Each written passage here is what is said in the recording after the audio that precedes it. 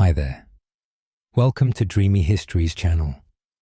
Tonight we're stepping into a world of red velvet curtains and false promises, where desperate women gambled their bodies for a chance at survival in America's wildest frontier. You're standing at a dusty crossroads, watching a stagecoach disappear into the heat shimmer, and you're about to discover that the romanticized saloon girls of Hollywood westerns were actually living a brutal reality that, let's be honest, you probably wouldn't survive for a week.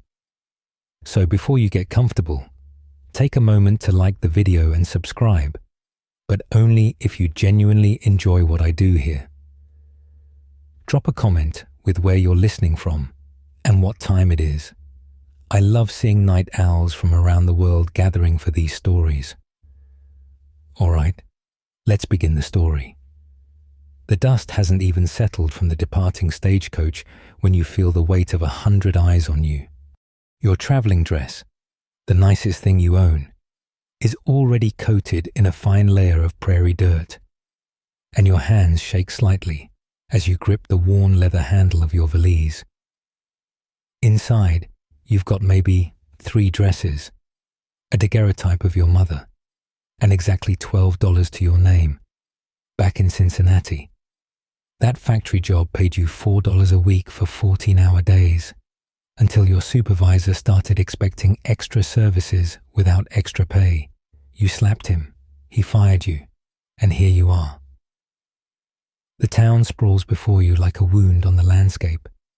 Silverton, though next month it might be something else entirely, depending on whether the mines keep producing. Wooden buildings lean against each other like drunks, and the main street is more mud than road. The smell hits you immediately. Horse manure, unwashed bodies, cheap whiskey, and something else. Opportunity mixed with desperation. You've heard the stories. Of course, women out here can make in one night what took you a month in the factory. Some even strike it rich, opening their own businesses or marrying wealthy miners. Most don't, but you're 22 and convinced you're smarter than most. A drunk miner stumbles past, his eyes lingering on your figure. Well, he slurs. Fresh meat for Sadie's place, I reckon. You don't respond, but you file the information away. Sadie's place, that's one option. You've already spotted 3 establishments with painted ladies leaning from upper windows. The Gilded Lily, the Red Garter, and something called Paradise Hall, though the broken sign makes it look more like Para Eyes HL, which seems fitting. You make your way down the boardwalk, trying to look confident despite the knot in your stomach. Men pause their card games to watch you pass. Historians still debate whether frontier prostitution was truly more lucrative than other women's work. Some argue the high earnings were offset by danger, disease, and social death. But standing here, you understand the simple math. A seamstress might make $2 a day if she's lucky. A laundress, maybe $1.50. The girls in those windows, you've heard they can charge anywhere from $1 to $5 per customer, sometimes more for the whole night. The respectable hotel won't rent to unaccompanied women. You learn this from the desk clerk's sneer, so your options narrow quickly. You could try to find work as a domestic, but you see how the few decent women in town clutch their skirts when passing you, already marking you as suspects simply for arriving alone. The Chinese laundry might hire you, but the owner's broken English and your non-existent Cantonese create an insurmountable barrier. By the time the sun starts its descent behind the mountains, painting the sky the color of old blood, you're down to $11.50 after buying a meal of tough beef and beans. That's when she approaches you. A woman in her 30s wearing a dress that manages to be both elegant and scandalous. Deep purple silk that whispers money. Her hair is an impossible shade of red, piled high with pearl-tipped pins. "You look lost, honey," she says, and her voice carries the trace of a southern accent worn smooth by years of careful pronunciation. "I'm Sadie McKenna. I run a boarding house for young ladies." The way she says boarding house tells you everything and nothing. You know what she's really offering. Your mother would roll in her grave. She died believing you'd marry a clerk or maybe teach school. But your mother never had to choose between selling her body and starving.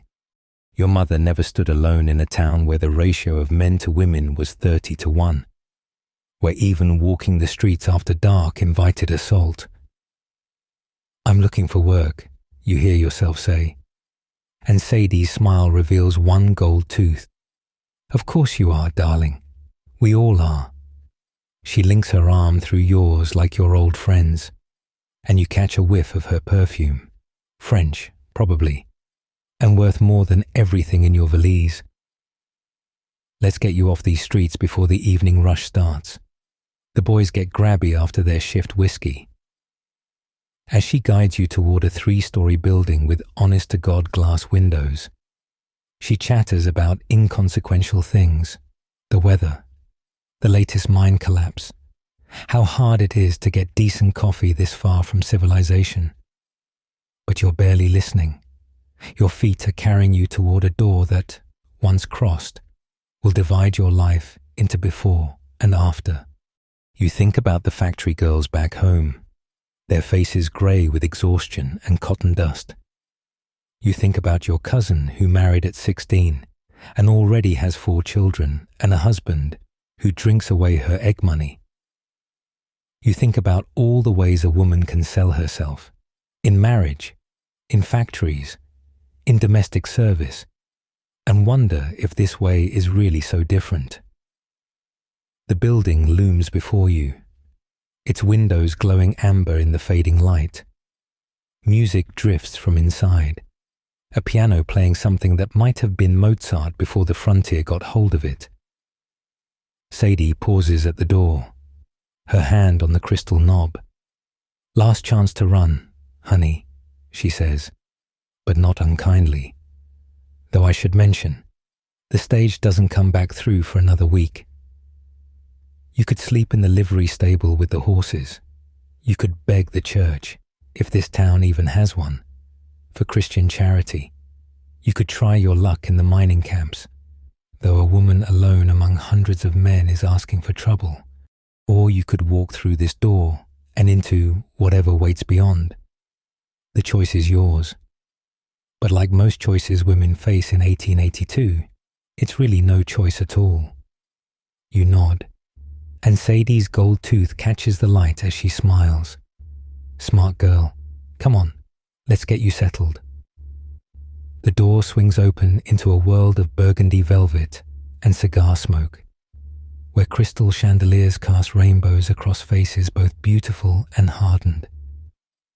Sadie guides you through the parlor like she's showing off prize livestock, past men in various states of intoxication and women in various states of undress. "Evening, boys," she calls out cheerfully. "Just giving the new girl the tour. You'll meet her properly tomorrow night." Someone whistles. Someone else makes a crude comment about breaking in fillies.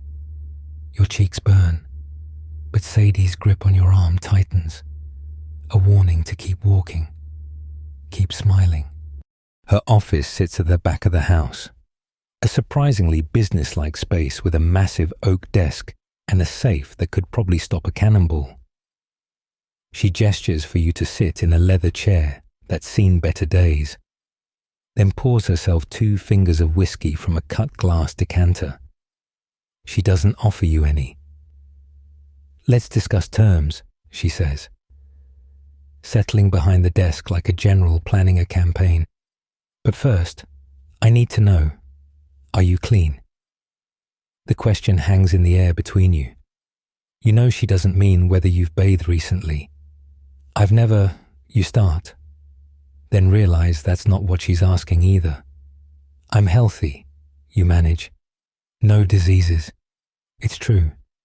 You've only been with one man. That boy from church who promised marriage before running off to California. But Sadie's already moved on, pulling out a leather-bound ledger. Good, Doc Holliday. Not the famous one. Just happens to share the name. Comes by every Tuesday to check the girls. Mandatory. Any girl who won't see him or fails inspection works elsewhere. She makes a note in her ledger. Now, the economics.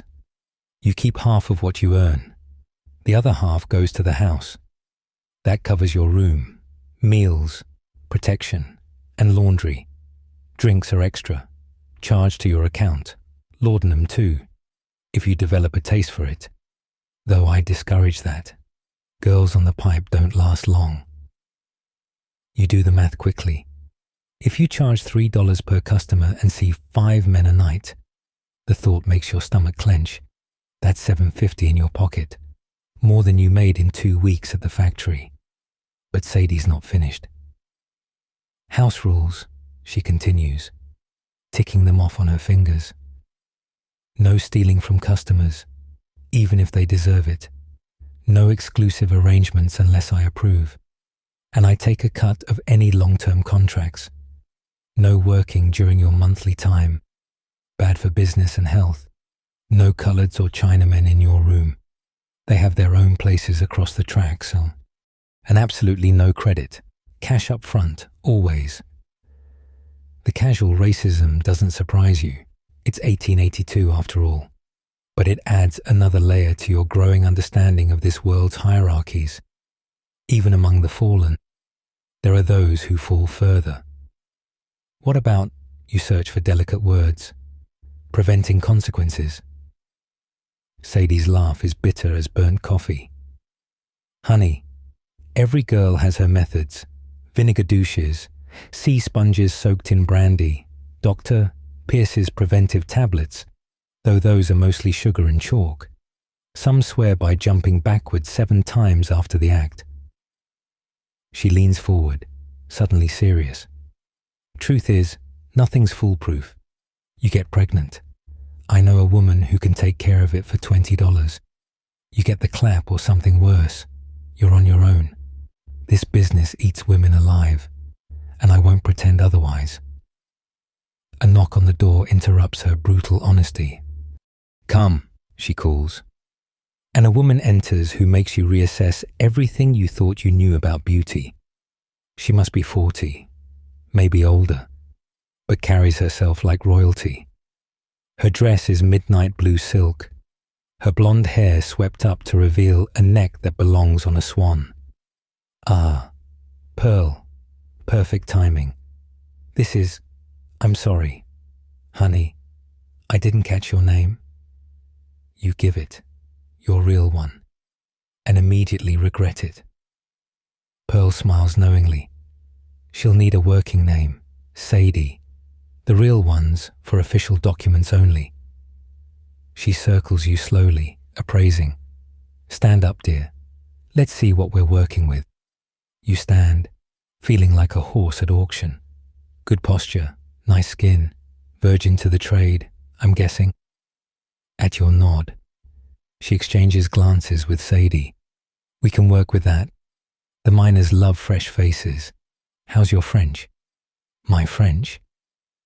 You're confused until Pearl clarifies with a gesture that makes your face flame. Oh, I've never. You'll learn, Pearl says matter-of-factly.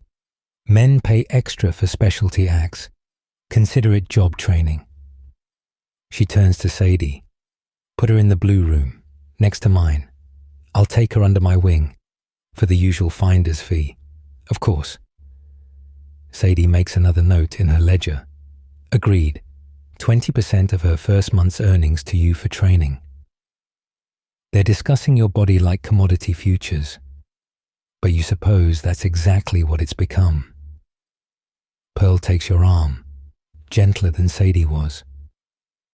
Come on, dear, let's get you settled. Tomorrow's going to be a long day. You follow her up a back staircase, the steps creaking under your feet.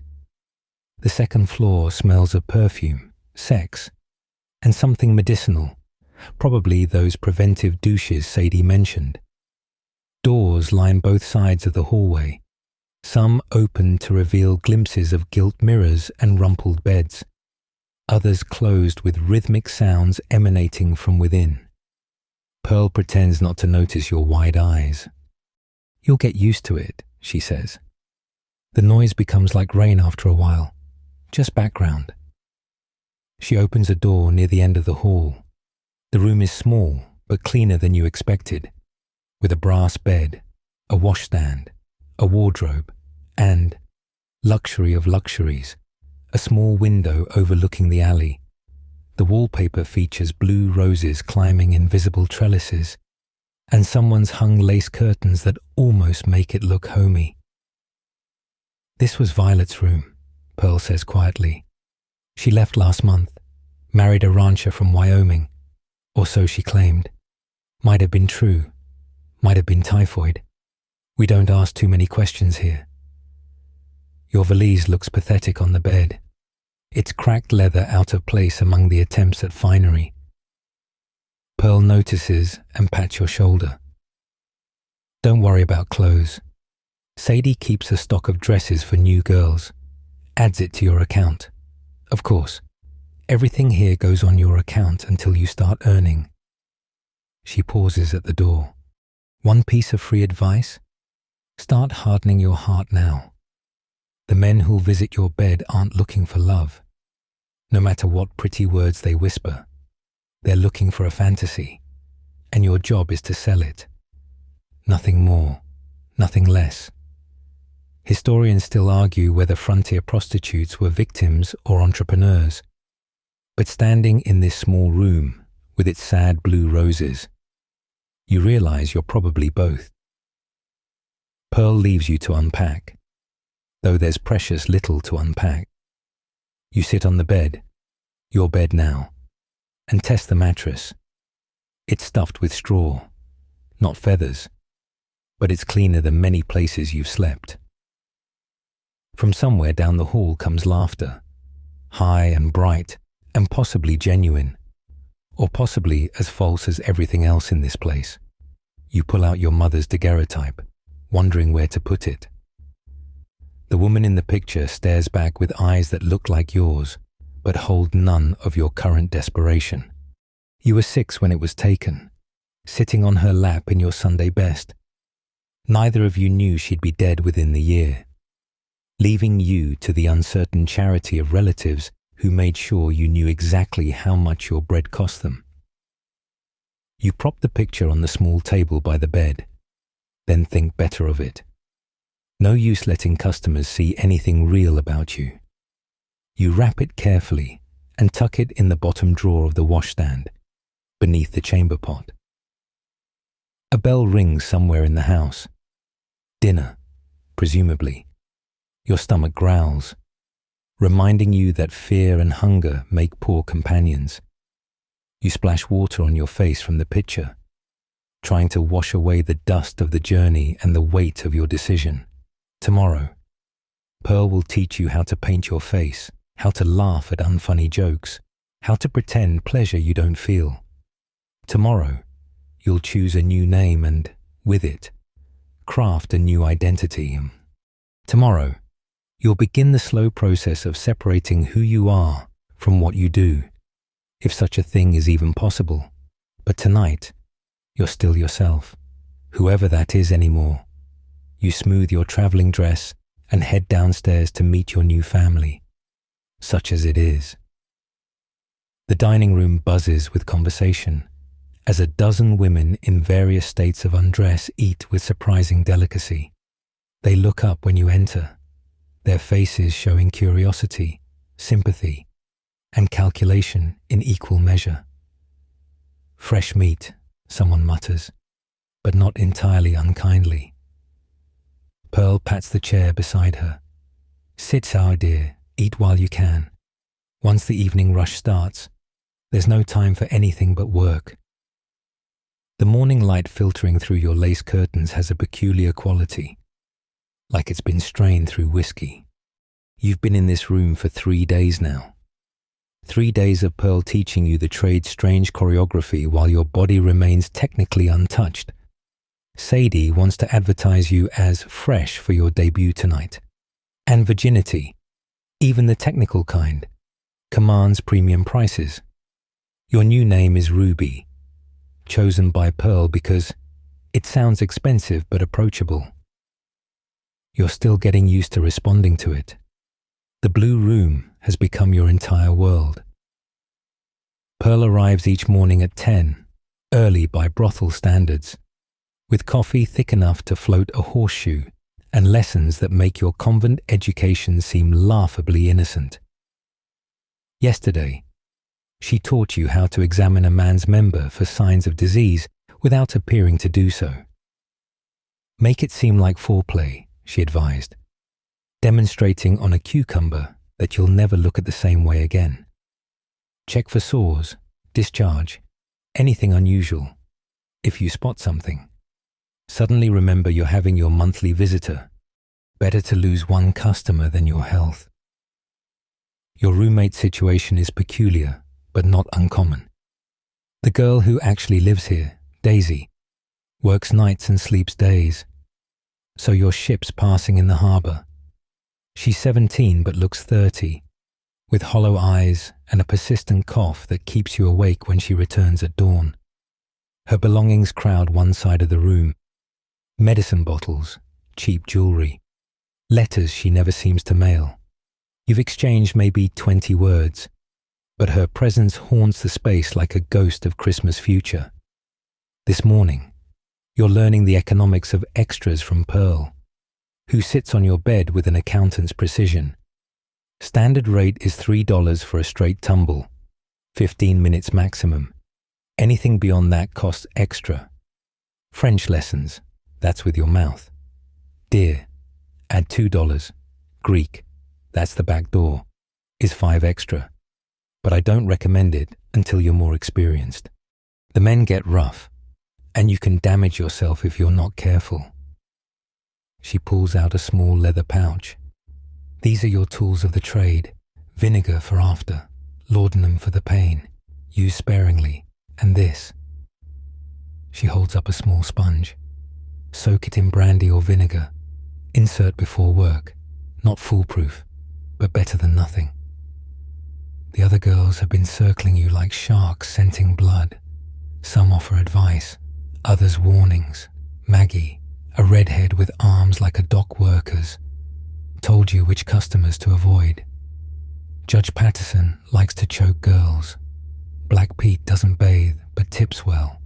The Swenson brothers want you to pretend to be their dead sister. Don't ask. Every man in town apparently has proclivities, catalogued and shared like recipes. The information overwhelms you, but you dutifully memorize each warning. You've discovered the house has its own ecosystem. There's a strict hierarchy. Sadie at the top, then Pearl and 2 other senior girls who've lasted more than 5 years. Below them, the regular workers like Maggie and Rose. At the bottom, the Cribs girls who rent tiny rooms by the night and service whoever can pay. You're somewhere in between, new enough to be protected, promising enough to be groomed for better things. It's a peculiar sort of feminism. This world where women own property, run businesses, and negotiate their own contracts, all while selling the only commodity society allows them to possess. The medical realities terrify you more than the act itself. Doc Holliday visited yesterday for the weekly inspections, a gruff man who smells of carbolic acid and gin. He examined you with clinical detachment, declared you clean as a whistle, and warned you about the dangers ahead. I see 2 or 3 girls a month with the clap, he said, washing his hands. Mercury treatments help sometimes, but the cure's almost as bad as the disease. Then there's consumption, childbed fever from botched abortions, and plain old violence. He must have seen your face pale because he added, "Course, you could also get kicked by a horse tomorrow. life's dangerous all around. Historians still debate the mortality rates in frontier brothels, but living here, you don't need statistics. You see it in Daisy's cough, in the girls who disappear without explanation, in the small cemetery plot Sadie maintains for her girls. The local churchyard won't accept prostitutes, so Sadie bought land outside town. Every girl gets a proper marker, she told you proudly. None of this pauper's field business for my ladies. It's a strange sort of mothering, protective and exploitative in equal measure. Pearl's voice pulls you from your morbid thoughts. Now, about your persona, your Ruby, from Baltimore. Exotic enough to be interesting, common enough to be believable. Your father was a shipping merchant who died in a storm, leaving you penniless. You're educated, but not threateningly so. You can play piano. I've heard you picking out tunes downstairs, but pretend you're just learning. Men like to feel superior. She stands, smoothing her skirts. Your dress for tonight is hanging in the wardrobe. Emerald green. Shows enough skin to advertise, but not enough to give away the store. Remember, you're selling the promise, not just the act. After she leaves, you examine the dress. It's beautiful, in a tawdry way, with a neckline that plunges just shy of scandal, and a bustle that emphasizes assets you didn't know you had. The fabric feels expensive. Probably costs more than you've ever owned. Of course, it's not really yours. Sadie's added it to your ever-growing account. At this rate, you'll be in debt before you earn your first dollar, trapped by economics as surely as any factory girl.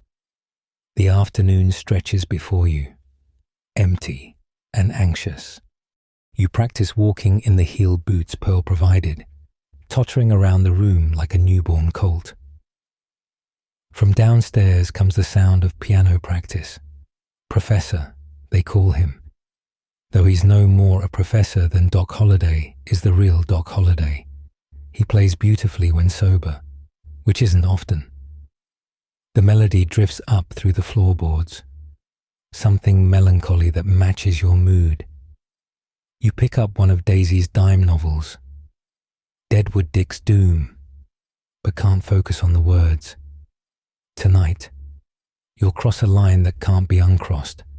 You'll join the sisterhood of the fallen, the soiled doves, the painted ladies, all the pretty euphemisms that don't change what you'll become. Your mother's voice echoes in your head, all those warnings about virtue being a woman's only treasure. But virtue doesn't pay rent or buy food. Virtue doesn't protect you from factory foremen's wandering hands or marriage to whatever man will have you. A knock interrupts your brooding. It's Rose, one of the younger girls, with a dinner tray.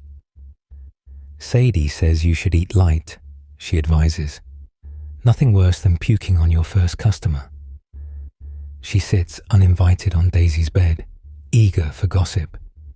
The whole town's talking about the new girl. Bets are running on how long you'll last. I've got $2 on you making it past Christmas.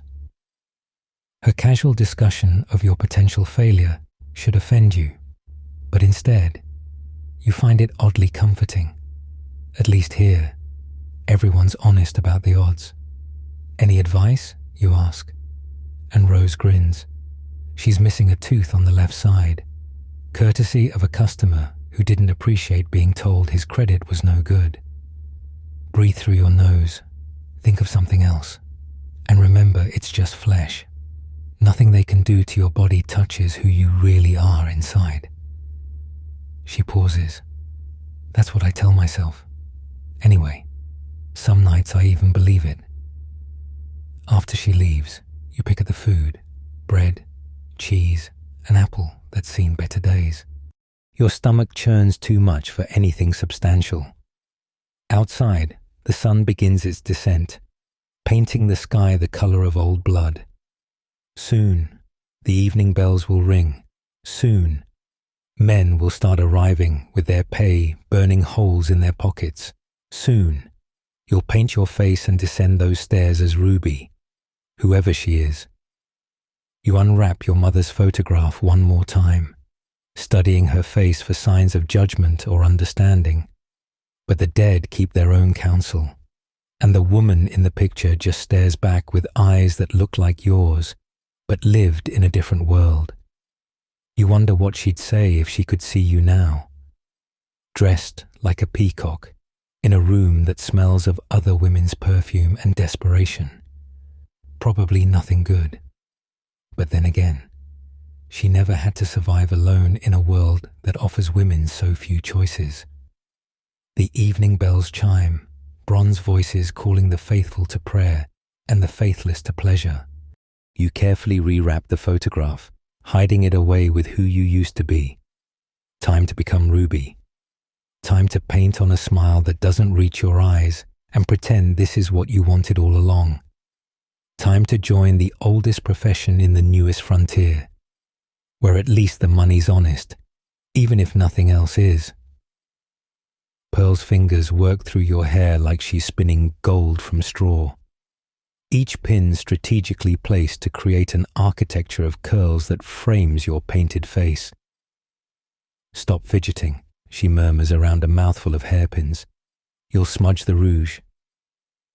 The mirror reflects a stranger back at you, lips red as fresh blood, eyes rimmed with kohl, cheeks flushed with artificial health. The emerald dress clings in places your mother would have called sinful.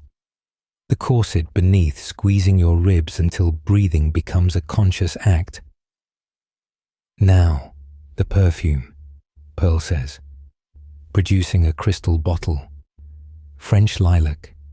Just here, she dabs your wrists, and here, behind your ears, and here, the last spot, between your breasts, makes you blush beneath the powder. The heat of your body releases the scent. By the time a man gets close enough to smell it properly, he's already decided to buy. Everything here is calculated. You're learning. Every gesture, every scent, every flash of skin serves the grand performance. The other girls are preparing for their own evening battles. Through the thin walls, you hear Maggie singing bawdy Irish songs while she dresses. Daisy's cough punctuates the melody like a tubercular drumbeat. Someone, probably Violet, is already arguing with a customer about payment. The house comes alive at night, transformed from a sleepy boarding house into something that pulses with desperate vitality. Remember, Pearl says, making final adjustments to your décolletage. You set the price before anything happens. Money in the dish on your dresser. They know the rules. If anyone gives you trouble, you scream. Big Bill's just outside the door, and he loves an excuse to crack skulls. Big Bill, you've learned, is Sadie's insurance policy.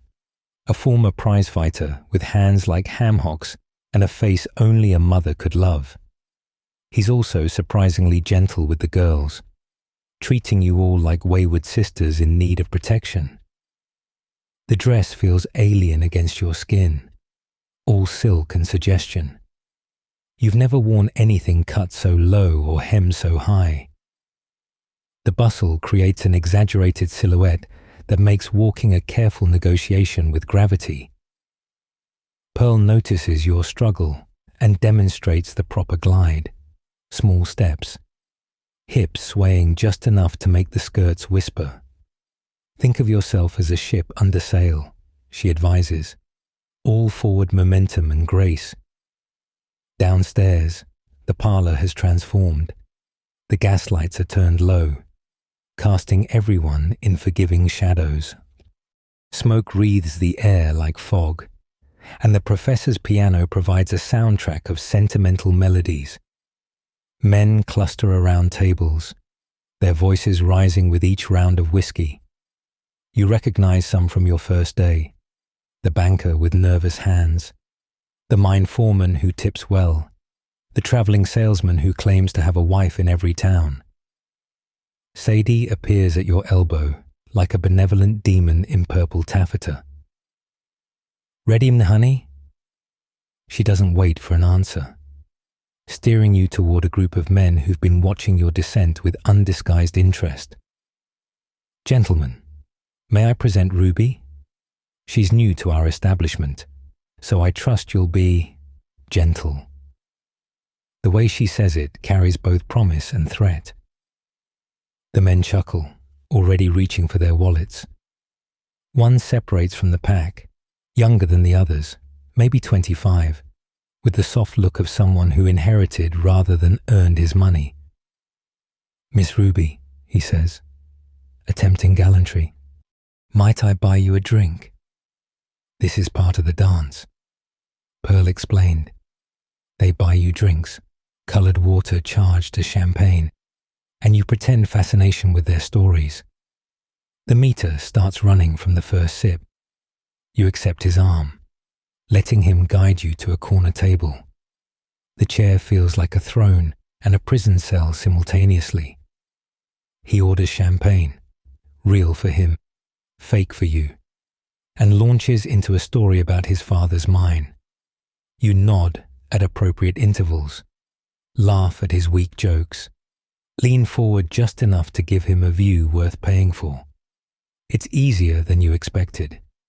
This performance, men, you're discovering, mostly want an audience for their own greatness. You're not like the other girls, he says, which Pearl warned you they always say. You have class, refinement. His hand finds your knee beneath the table, and you fight the urge to flinch. This is the job.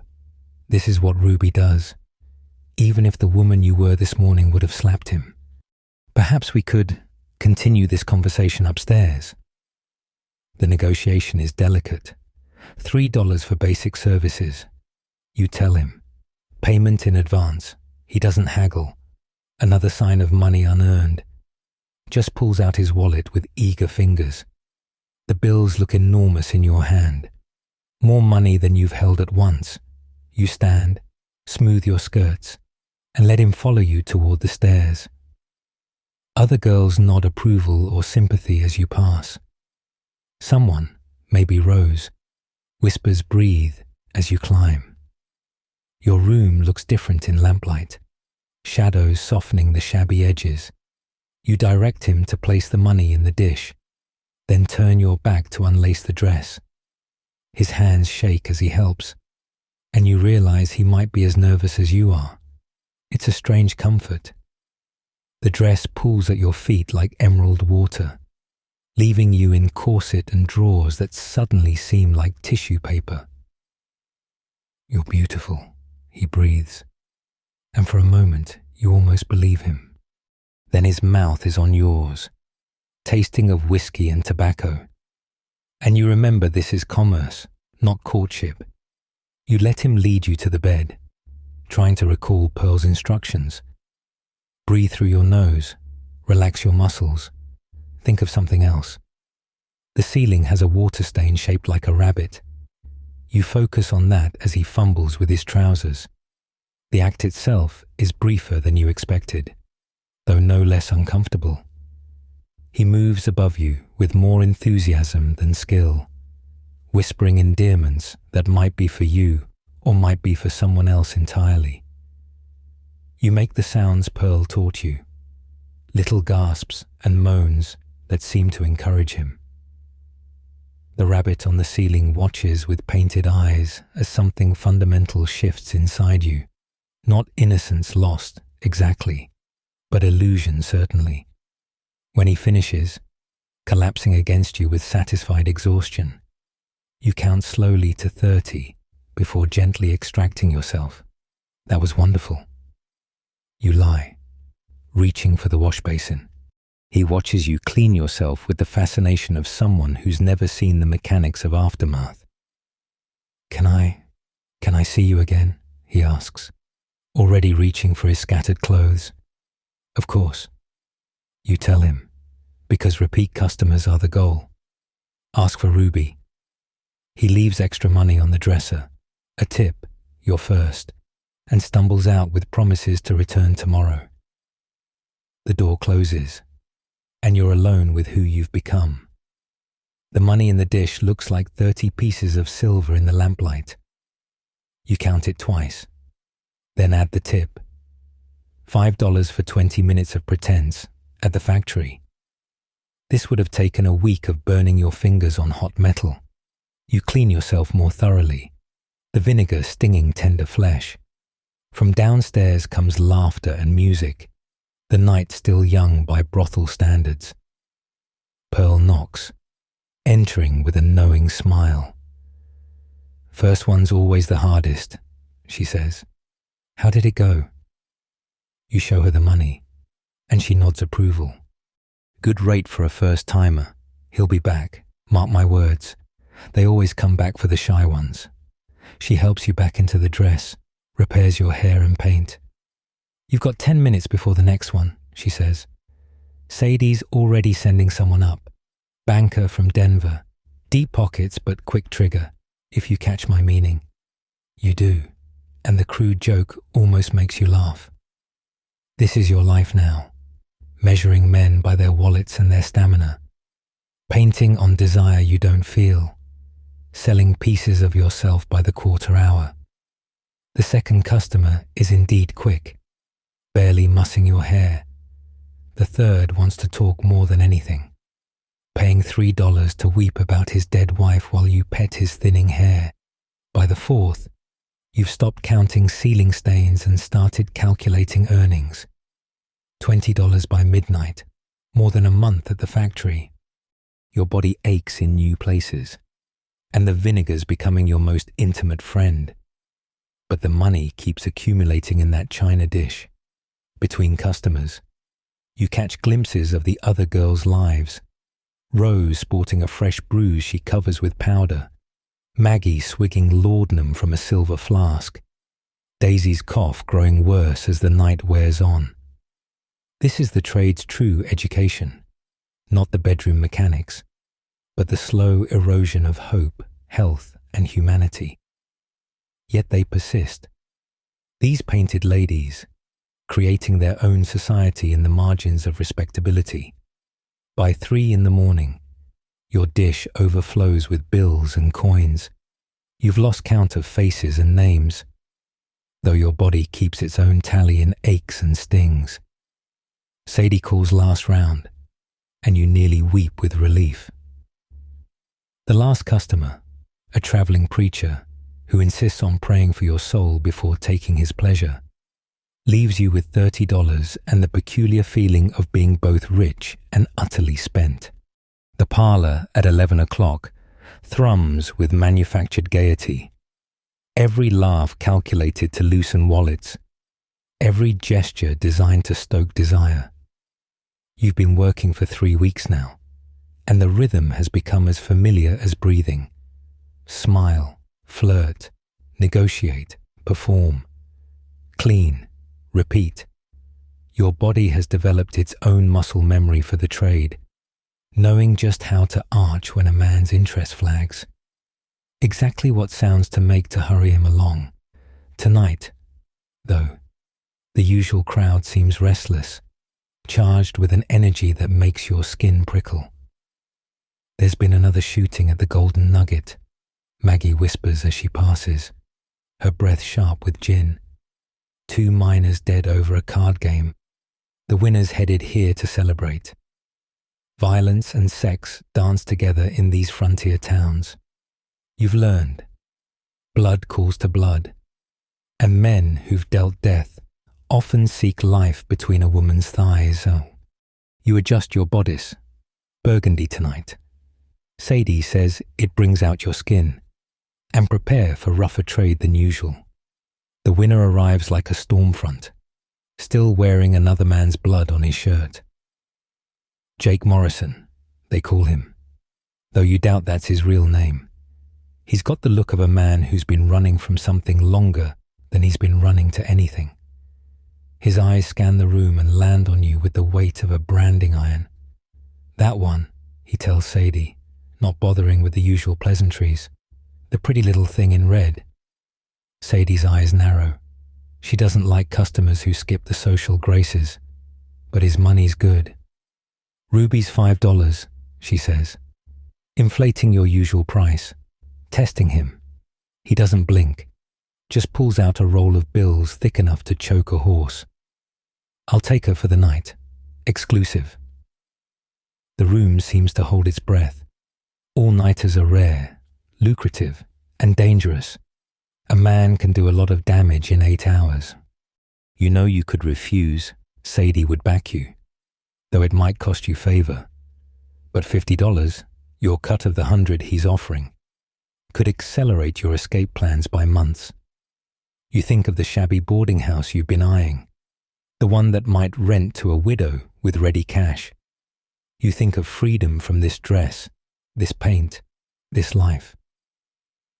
I'll need to see the money first. You hear yourself say. He counts out bills with hands surprisingly steady for someone who just killed 2 men. The money disappears into Sadie's safe. She'll hold your cut until morning, insurance that you'll survive to collect it. Then his hand is on your elbow, proprietary already, guiding you toward the stairs. The other girls watch with expressions caught between envy and pity. Pearl catches your eye, mouthing, "Be careful," as you pass. Your room feels smaller with him in it, his presence expanding to fill every corner. He shrugs off his blood-stained shirt without ceremony, revealing a torso mapped with scars.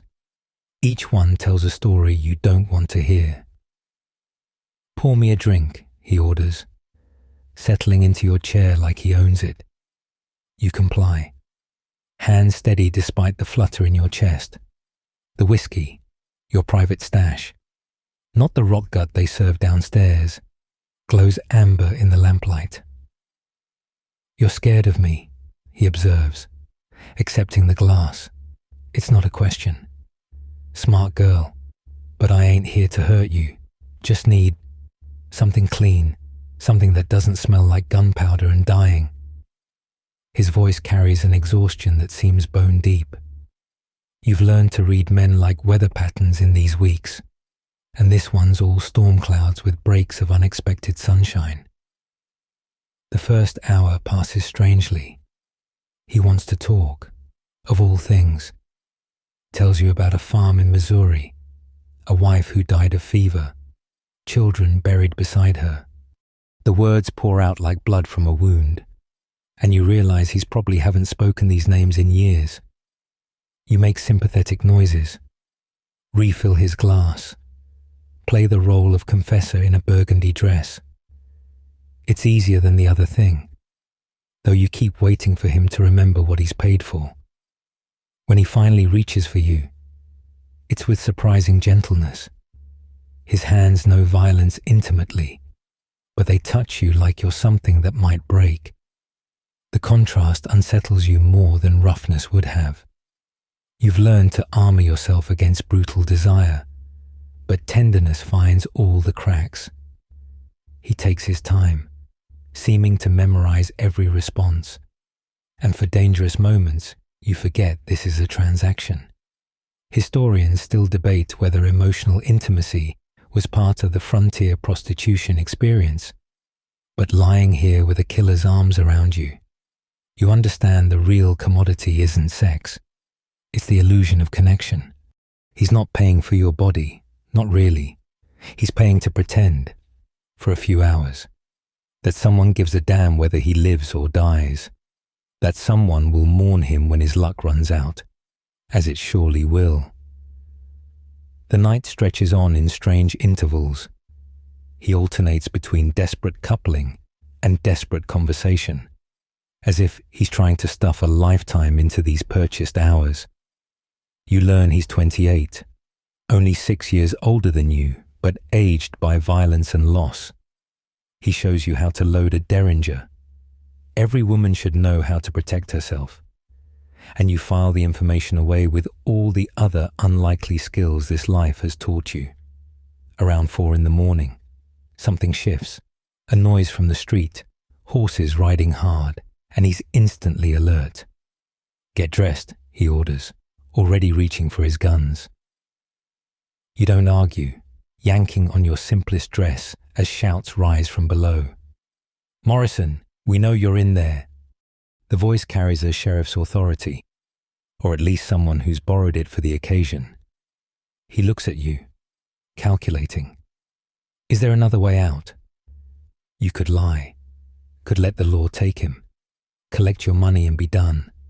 But something in his eyes, that bone-deep exhaustion, maybe, makes you honest. Window leads to the roof. From there you can reach the livery stable. He grins, the first real smile you've seen from him. "You're wasted in this life, Ruby. You've got brains enough for better things." He leaves money on your dresser. You're 50 plus another 20. Then kisses you hard enough to bruise. "Find that boarding house," he says, and you realize he's been listening even when you thought he was sleeping. Then he's through the window, moving with a grace that belies his size. You watch him disappear across the rooftops as boots thunder up your stairs. The door splinters open, revealing 3 men with badges that might or might not be legitimate. "Where is he?" one demands, scanning your room. You arrange your features into vapid confusion. "Who?" "I've been alone for hours. Slow night." They tear through your things, finding nothing but the usual tools of your trade. The money's already hidden in your secret place, a loose floorboard Pearl showed you your first week. After they leave, cursing and threatening, you sit on your ruined bed and count the money again. $70, more than 2 months' wages in a single night. Payment for services both rendered and refused. Through your window, dawn creeps across the sky like spilled milk. Somewhere out there, Jake Morrison is running for his life, carrying the memory of a night when someone listened to his ghosts. You clean yourself mechanically, washing away his touch but not his words. The derringer he pressed into your hand sits heavy in your drawer, a parting gift from a man who won't see another sunrise if the law catches up. You think about his advice, about the boarding house, about the possibility of another life. But first, there's today to survive, and tonight, and all the nights after until you save enough to purchase respectability. The house slowly wakes around you. Daisy's cough, worse every morning. Maggie singing off-key in the bath. Pearl's knock, checking you survived your all-nighter intact. "Heard there was trouble," she says, surveying the splintered door. Sadie's furious, says the sheriff owes her for damages. She studies your face with those eyes that miss nothing. "You all right, honey? Morrison's got a reputation for being rough." "He wasn't," you say, surprising yourself with the truth. "He was just sad." Pearl nods slowly. Out here, sadness and violence are often the same currency, spent in different ways. She helps you straighten the room, rights the overturned chair, collects the scattered papers the lawmen left behind. Neither of you mentions the money you've surely hidden, or the way your hands shake just a little. By noon, word comes that they caught Morrison trying to cross the county line, shot him down like a dog, the messenger says with relish. You feel nothing at first. Then, a peculiar grief for a man you knew for exactly 8 hours. That night, you wear black instead of burgundy, a mourning dove among peacocks. When customers ask why, you tell them it's for your dear departed uncle. They believe it because men always believe what makes them comfortable. The money burns in your hiding place. Blood money now in truth. But you keep it anyway, adding it to your escape fund. Morrison was right. You're too smart for this life. Every night you spend here proves it, even as it wears away another piece of who you used to be. The derringer stays loaded in your drawer, his last gift and first lesson in this world. A woman protects herself or perishes. There's no middle ground in the territories, just survival or statistics. The ledger in your lap tells a story in numbers that would make your former self weep with envy. 3 months of work has netted you nearly $400 after Sadie's cut, more money than you'd see in 2 years at the factory. But the other columns tell darker truths. $20 for mercury treatments when you caught something that made urination feel like passing flames. $15 for the laudanum that helps you sleep. $10 for the special tea that brings on your monthly when it's late. The mathematics of survival here involves more subtraction than addition. You've learned to keep your own books because trusting Sadie's accounting is like trusting a wolf to count sheep. Every girl has her private ledger, hidden away like love letters from a shameful affair. Yours lives beneath that loose floorboard, wrapped in oilcloth against the damp. You record everything: earnings, expenses, the names of regulars who tip well, those who turn violent, the ones who weep after. Data becomes armor in this life. Pearl finds you hunched over your calculations, squinting in the afternoon light. Planning your escape already? She doesn't sound judgmental, just tired. She's been here 8 years, practically a lifetime in this trade. Let me guess. You figure another 6 months and you'll have enough for that boarding house. Maybe open a little seamstress shop. Tell everyone you're a widow. She settles beside you, her perfume not quite masking the scent of last night's work. Is it that obvious? You close the ledger, feeling foolish. Every girl must dream these same dreams, calculate these same futures. Pearl laughs, but it's not unkind. Honey, we all run the numbers. I've got nearly 3,000 saved. Shocked? Don't be. The trick isn't earning it. It's keeping it. And more than that, it's staying alive and sane long enough to spend it. She pulls out a cigarette, a new vice she's adopted from a traveling actress. See, what your ledger doesn't show is the real costs. Like how Violet, remember her? The girl who had this room before. She saved for 3 years, had almost enough to buy her way into respectability. Then she fell for a customer, gave him her savings to invest in a mine. He disappeared, naturally. She drank poison 2 weeks later. Pearl exhales smoke like a dragon. The money's the easy part, Ruby. It's keeping your heart locked up that's hard. A commotion downstairs interrupts her wisdom, shouting, then a crash. Then Sadie's voice rising above it all, like a general rallying troops. You and Pearl rush to the landing, peering down at the chaos. A man you recognize, Thompson, owns the hardware store, is waving a pistol while his wife, a pinched woman who leads the Temperance Society, shrieks about dens of iniquity and husband stealers. You've corrupted him, she wails at Sadie, who stands calm as a Madonna despite the gun pointed at her chest. Led him into sin with your painted Jezebels. Thompson looks like he wants to disappear through the floor, the pistol shaking in his hand. You've seen him here twice a week for months, always asking for Maggie, always paying extra for her to dress like a schoolmarm. Big Bill moves toward them, but Sadie raises a hand. Now, Mrs. Thompson, she says in that voice like honey over steel. Your husband's a grown man who makes his own choices. Perhaps if you made those choices more appealing at home. The implication hangs in the air like gunpowder. Mrs. Thompson's face goes purple, and for a moment you think she might actually shoot. Instead, she turns the gun on her husband. You're coming home, now, and if I ever catch you here again. She doesn't finish the threat, doesn't need to. Thompson follows her out like a whipped dog, throwing one last longing look at the stairs where Maggie watches with cynical amusement. The door slams, and everyone exhales collectively. Back to work, ladies, Sadie commands. Show's over. But you notice her hands trembling as she pours herself a brandy. These moments of violence, you're learning, are as much part of the job as anything that happens in the bedrooms. Wives burst in, boyfriends get jealous, customers get rough.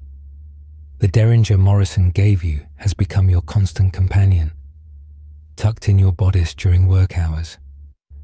That evening brings a different sort of education.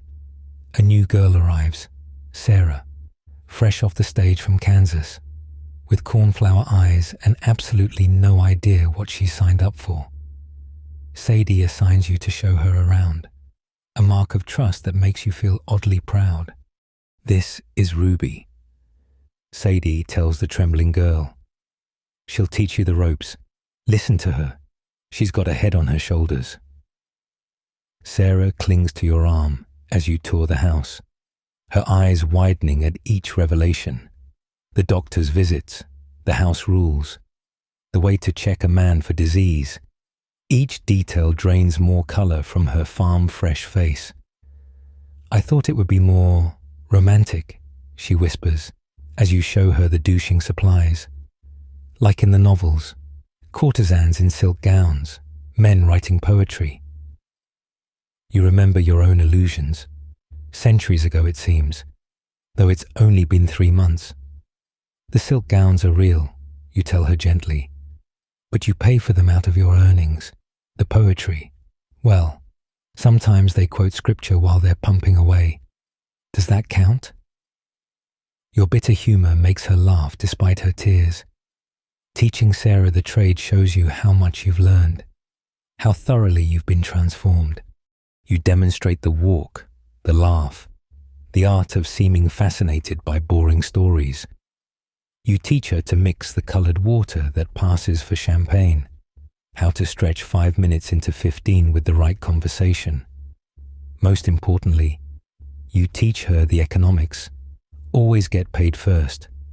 Never extend credit. Hide a portion of earnings where Sadie can't tax it. But isn't that stealing? Sarah asks, scandalized. You almost laugh at her innocence. Honey, in this life, everyone's stealing something. The men steal our youth and health. We steal their money. Sadie steals from both sides. The whole damn country's built on theft. From the Indians' land to the Chinese workers' labor. At least we're honest about it. Your cynicism shocks her, shocks you too a little. When did you become so hard? But hardness is survival here.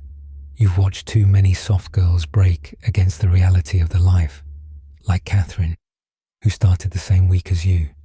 She couldn't separate her heart from her work, fell for every sad story, gave away her earnings to men who promised love. She's working the cribs now, servicing miners for 50 cents a tumble, lost to opium and despair. That night, you take your first turn as the premium girl, Sadie's new innovation, where one girl each night charges double rates for exclusive services.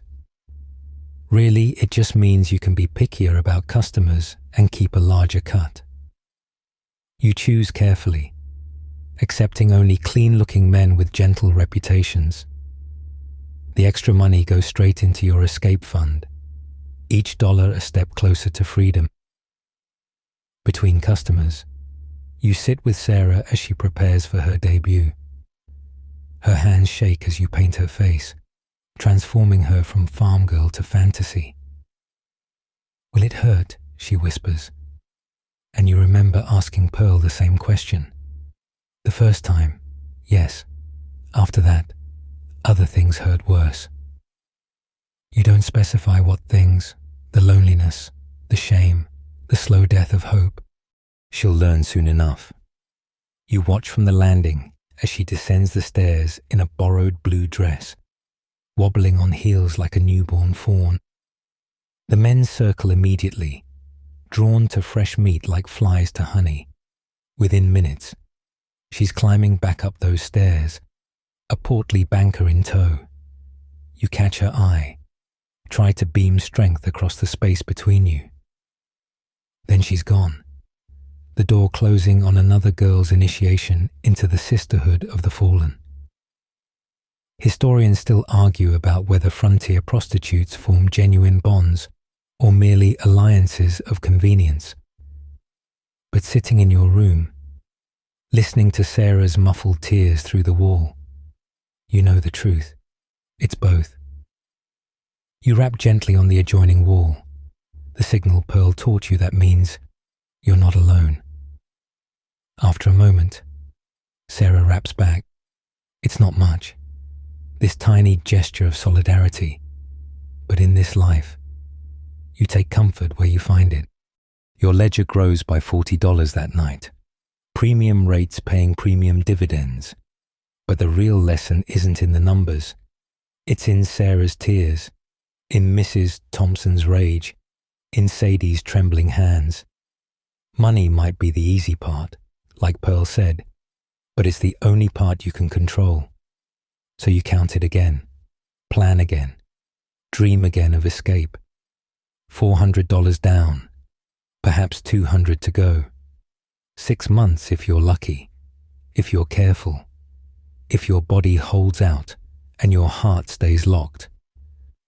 The mercury treatments have left you feeling like your insides are made of broken glass, but you paint on your smile and descend to the parlor anyway. Missing work means missing money, and missing money means your escape fund doesn't grow. It's been 5 months now, and your body has become a battlefield where disease and cure wage equally brutal campaigns. The doctor says you're lucky, caught it early, should clear up with just 1 more week of treatments. Lucky. You want to laugh, but it might make you vomit. Pearl brings you tea laced with enough laudanum to dull the worst of it. You should take a night off, she says, but her tone acknowledges the futility of the suggestion. Sarah's been asking after you. Poor thing's convinced she gave you something. You shake your head. It wasn't Sarah. She's still too new to have caught anything. More likely, it was that travelling judge who swore he was clean, or the cavalry officer who paid extra not to use protection. The mathematics of disease in a brothel are simple and terrifying. 1 infected customer can spread to 5 girls in a night. Those 5 girls see maybe 20 men between them before symptoms show. The exponential growth would fascinate a scientist and horrify a human being. You've become both, tracking the spread of various ailments through the house like a researcher studying rats. Daisy's consumption has progressed to blood-spotted handkerchiefs. Maggie's been hiding a chancre with strategic positioning. Rose scratches constantly, probably lice but possibly something worse. There's talk of a new doctor in Denver, Pearl continues, settling beside you. Says he's got treatments from Europe, less mercury, more, I don't know, science. She laughs bitterly. Course, he charges twice as Doc Holliday, and we'd have to travel there ourselves, but some of the girls at the Golden Slipper swear by him. You file this information away, another possible expense for your ledger, another delay to your dreams.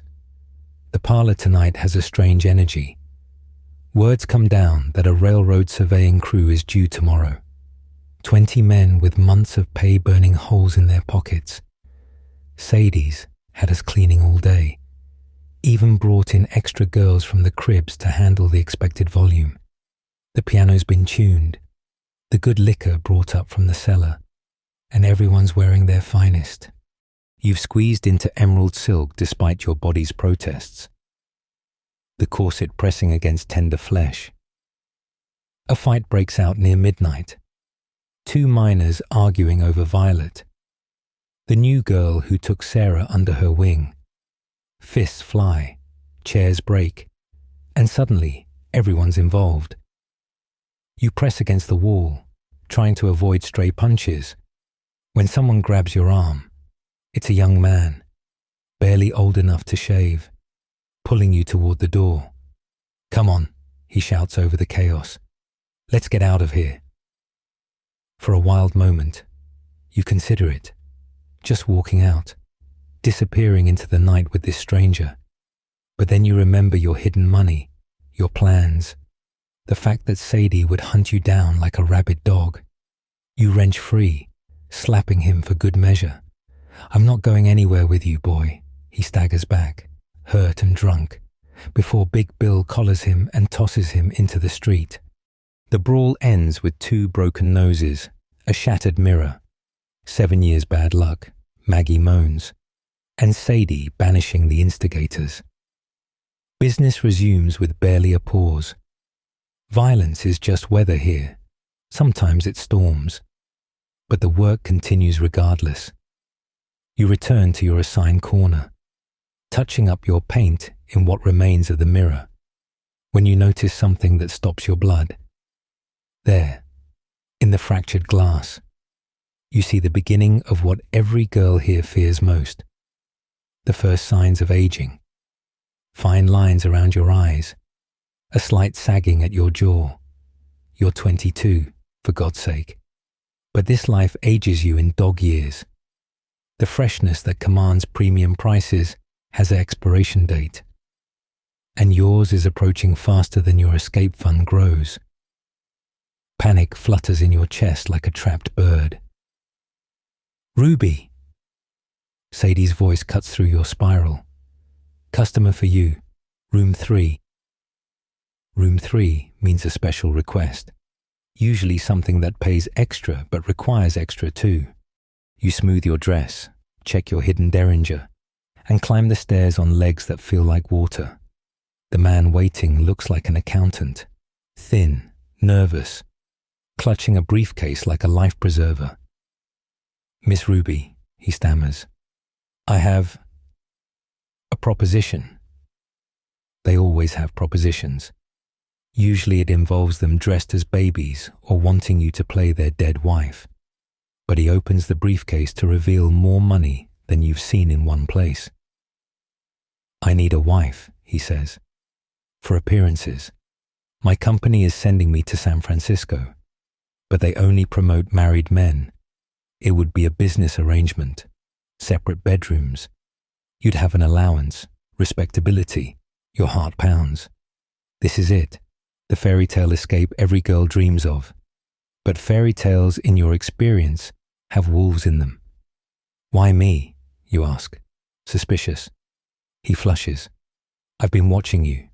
You're educated, refined. You could pass for a lady with the right clothes." He pauses. "And I prefer the company of men. You be free to live as you choose, as long as we maintain appearances." A lavender marriage. You've heard of such things.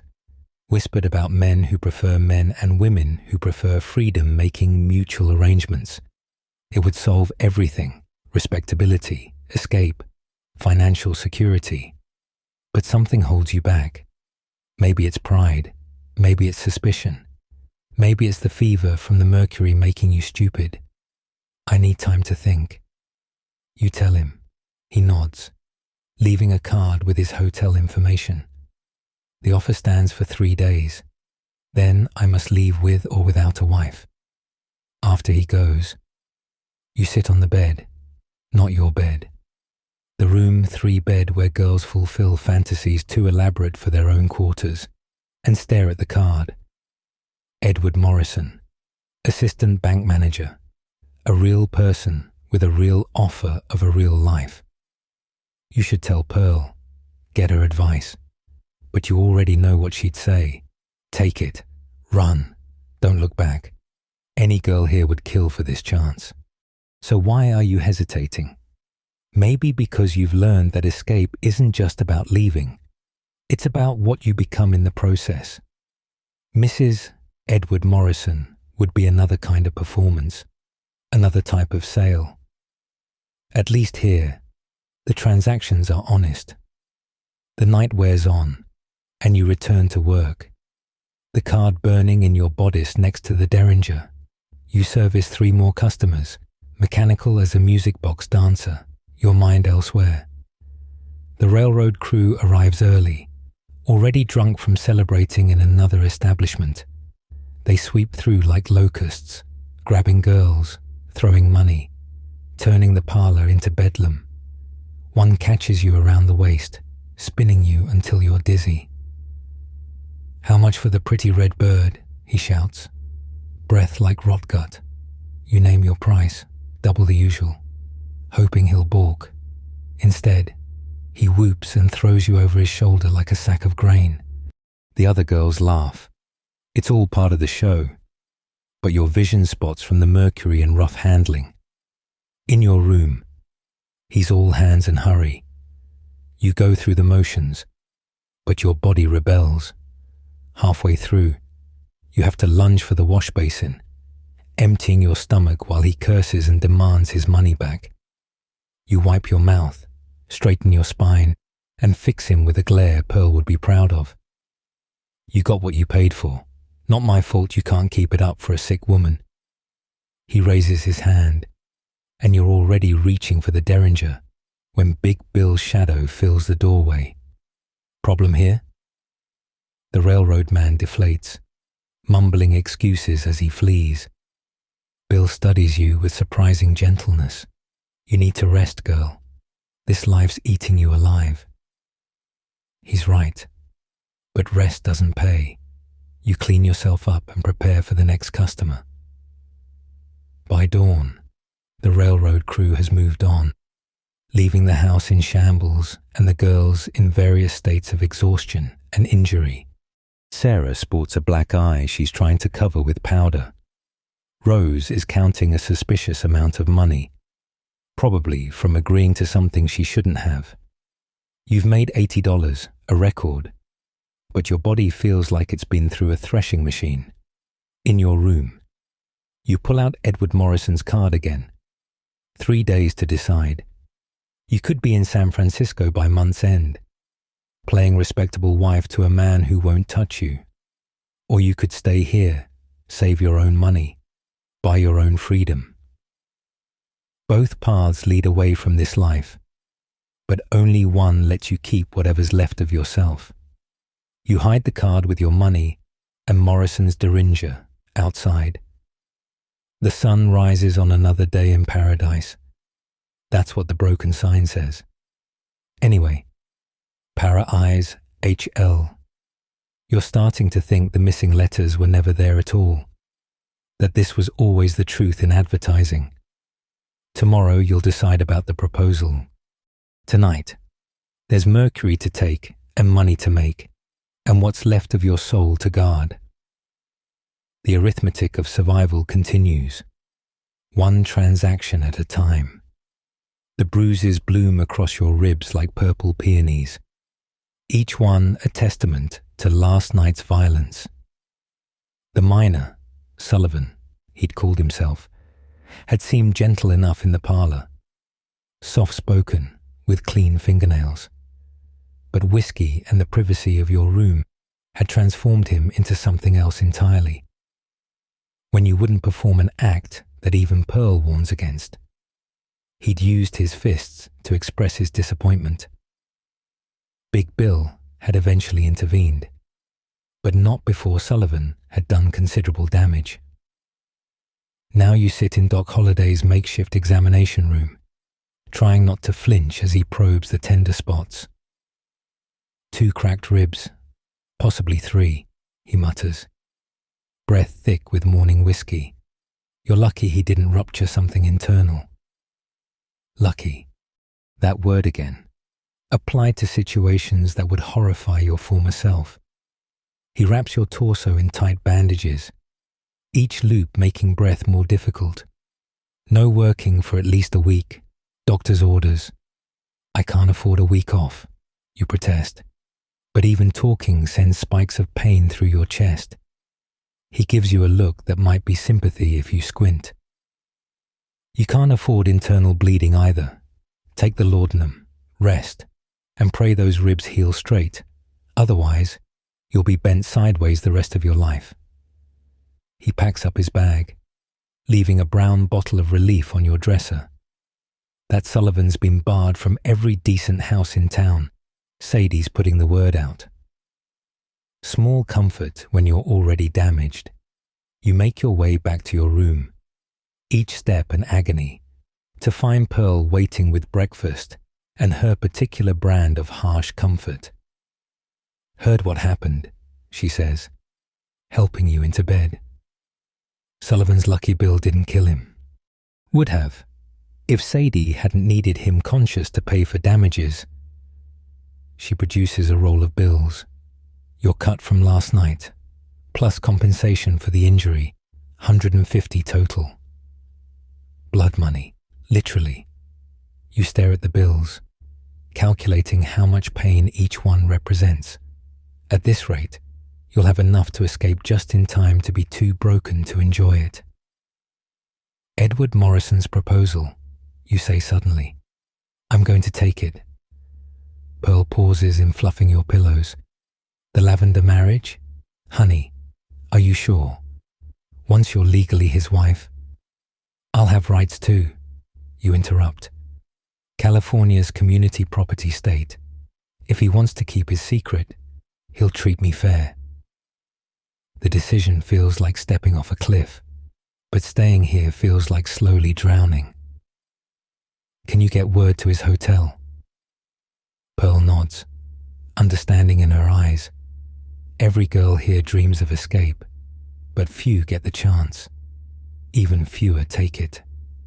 That afternoon, while you float on laudanum clouds, Sarah visits with gossip and hot tea.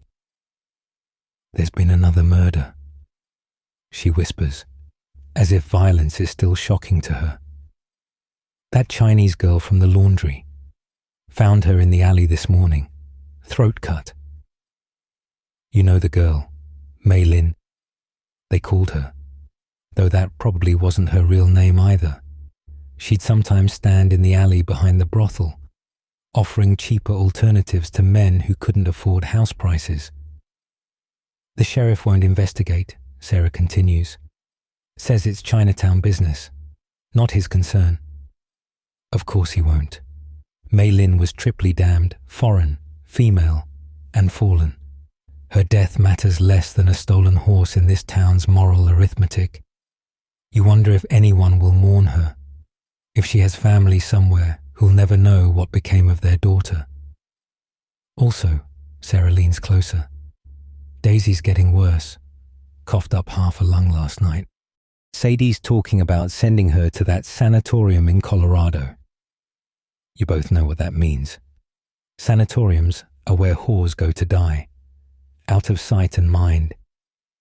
Daisy's been saving for 2 years, has almost enough to open a small millinery shop. Now she'll spend it on the privilege of dying among strangers. The laudanum makes everything feel distant, like you're watching your life through frosted glass. You drift, remembering your mother's funeral. How few people came. Will anyone come to yours? Pearl. Maybe. Sarah, if she lasts that long. The other girls, if they're not working. A pitiful showing for a life. But then again, you're not dead yet. Just bent, not broken. Edward Morrison arrives at sunset, slipping in through the back entrance like the criminal he'd be if his preferences were known. Sadie shows him to your room, pocketing a hefty bribe for her discretion.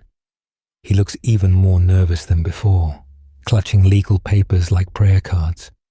"Miss Ruby," he begins, then stops. "I suppose I should know your real name if we're to be married."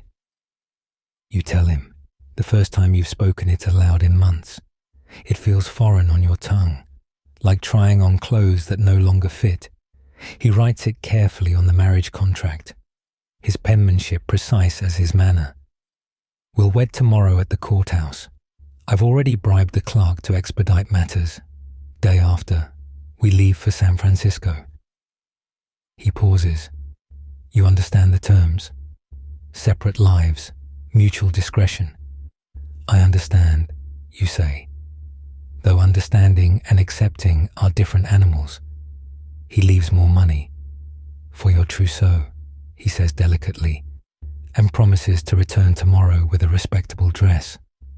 After he goes, you lie back against pillows that smell of other women's perfume and pain, wondering if you're trading one cage for another.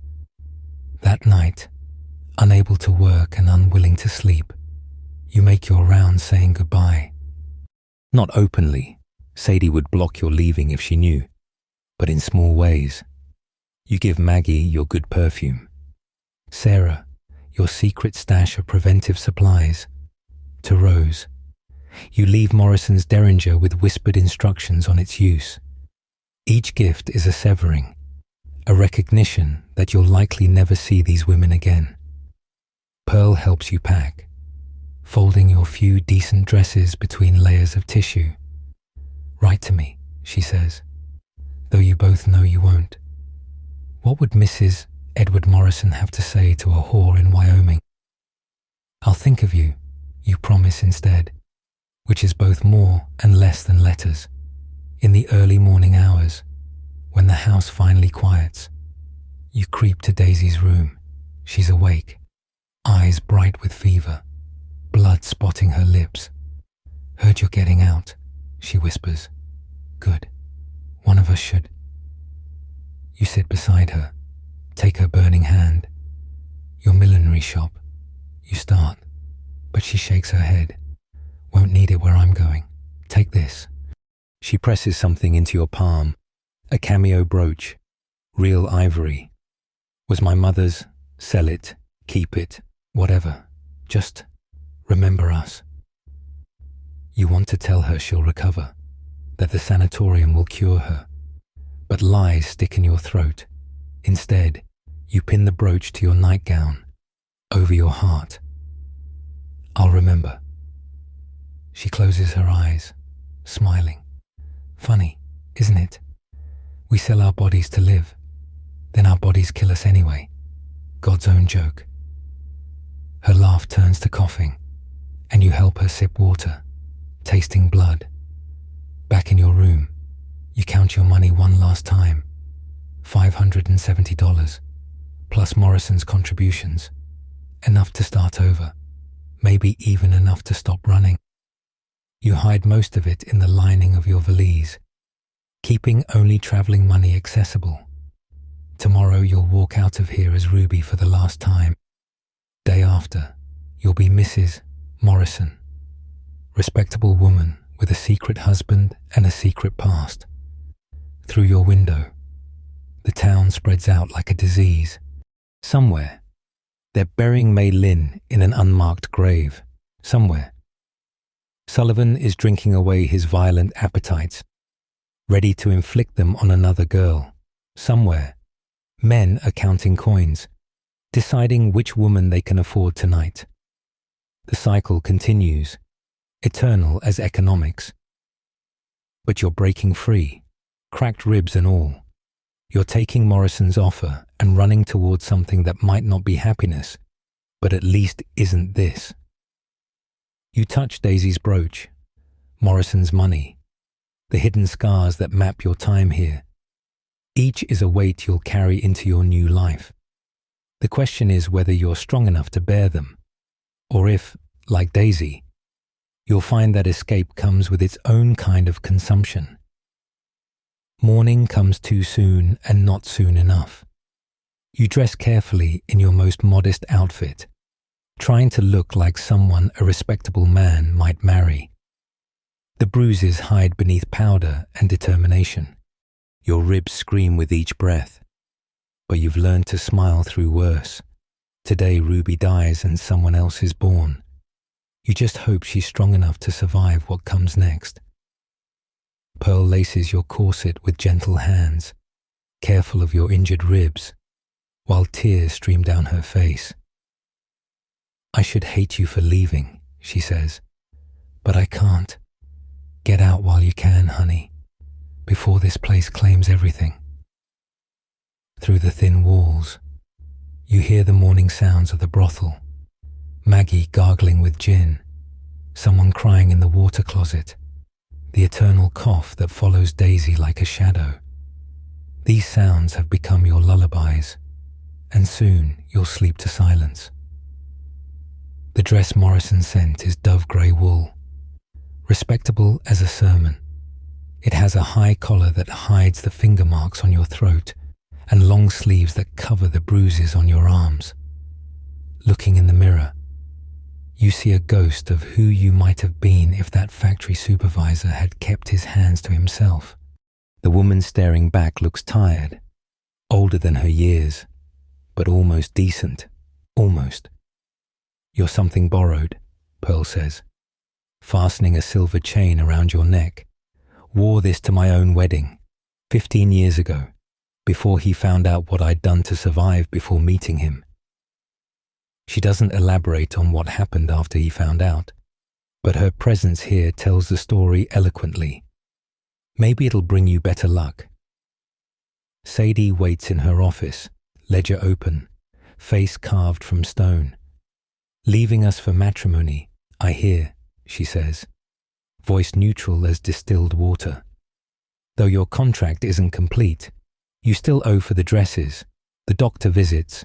That week you couldn't work from dysentery.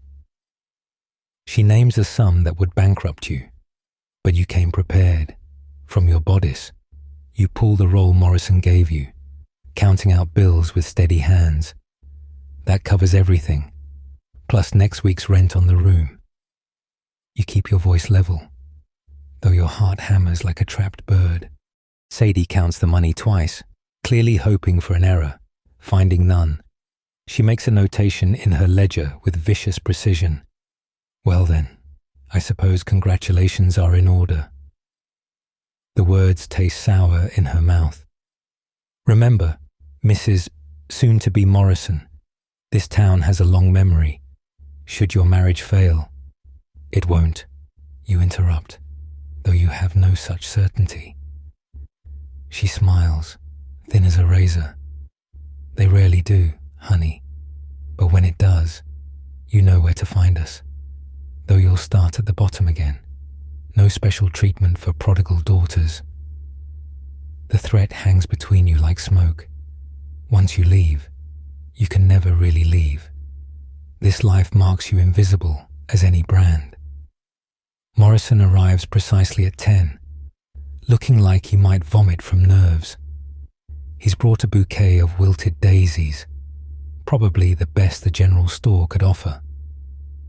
You look respectable, he manages, which might be the nicest thing anyone said to you in months. You take his arm, ignoring how he flinches at the contact. This marriage will require performance from both parties.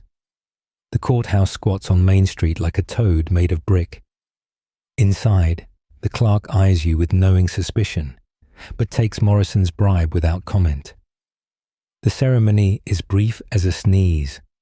Will you sign here? Your new name looks strange on the certificate, Mrs. Edward Morrison. The title sits heavy as a yoke, but lighter than Ruby ever was.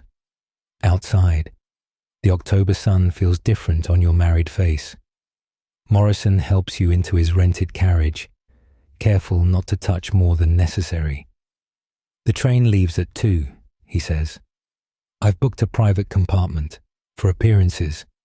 We'll need to share it, but I'll sleep sitting up.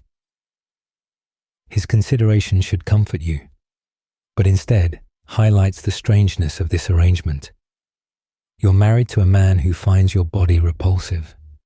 After months of men who paid to paw you, the rejection stings oddly. We need to stop at the brothel. You tell him, I have belongings to collect.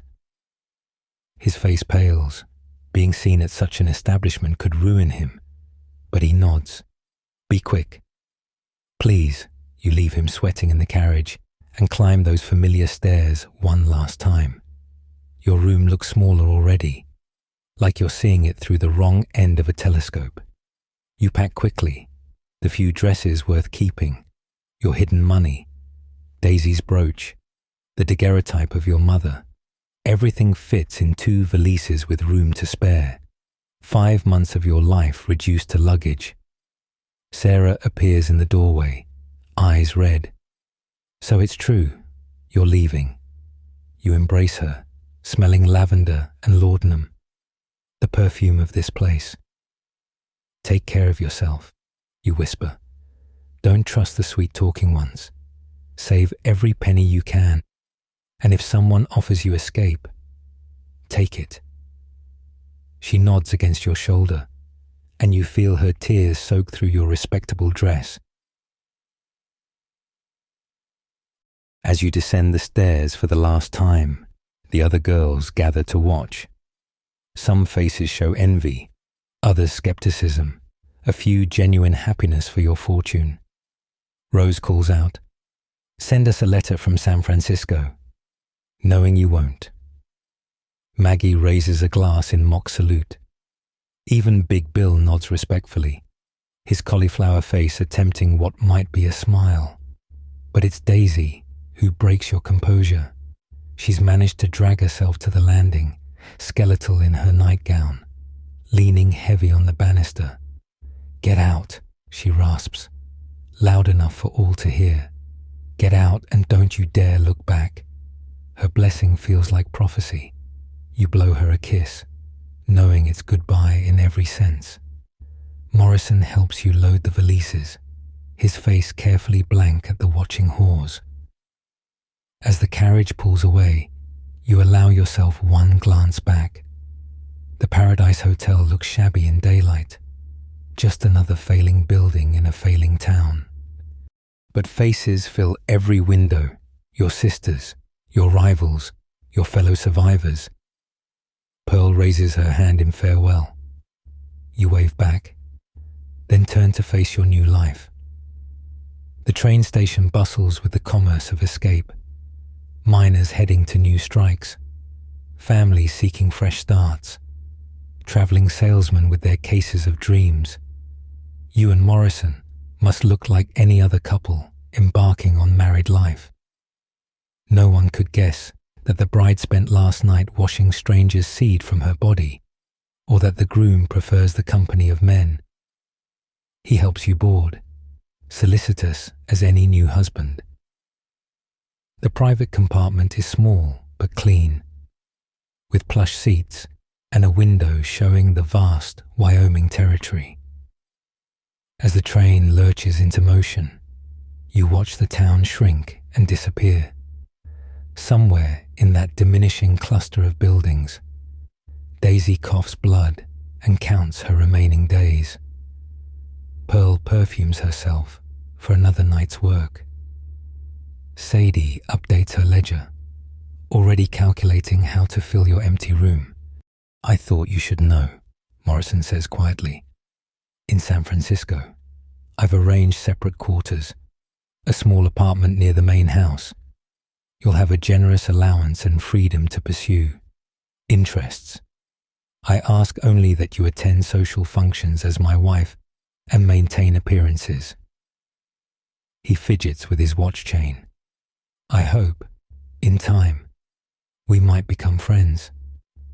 Friends. You've sold your body to strangers, but friendship might be the strangest transaction yet. "I can be discreet," you assure him, "about your preferences and mine." He colors but nods gratefully. This marriage is a mutual protection society, each guarding the other's secrets. The landscape flies past, prairie giving way to mountains, each mile carrying you further from who you were. You think about the women you're leaving behind, each trapped in her own particular cage. At least yours will have a garden view and a bank account. It's not freedom, exactly, but it's closer than most get. Morrison falls asleep as darkness comes, snoring softly in his seat. You study his face. This stranger who's given you a new name and new life. He's not handsome, but there's kindness in the lines around his eyes.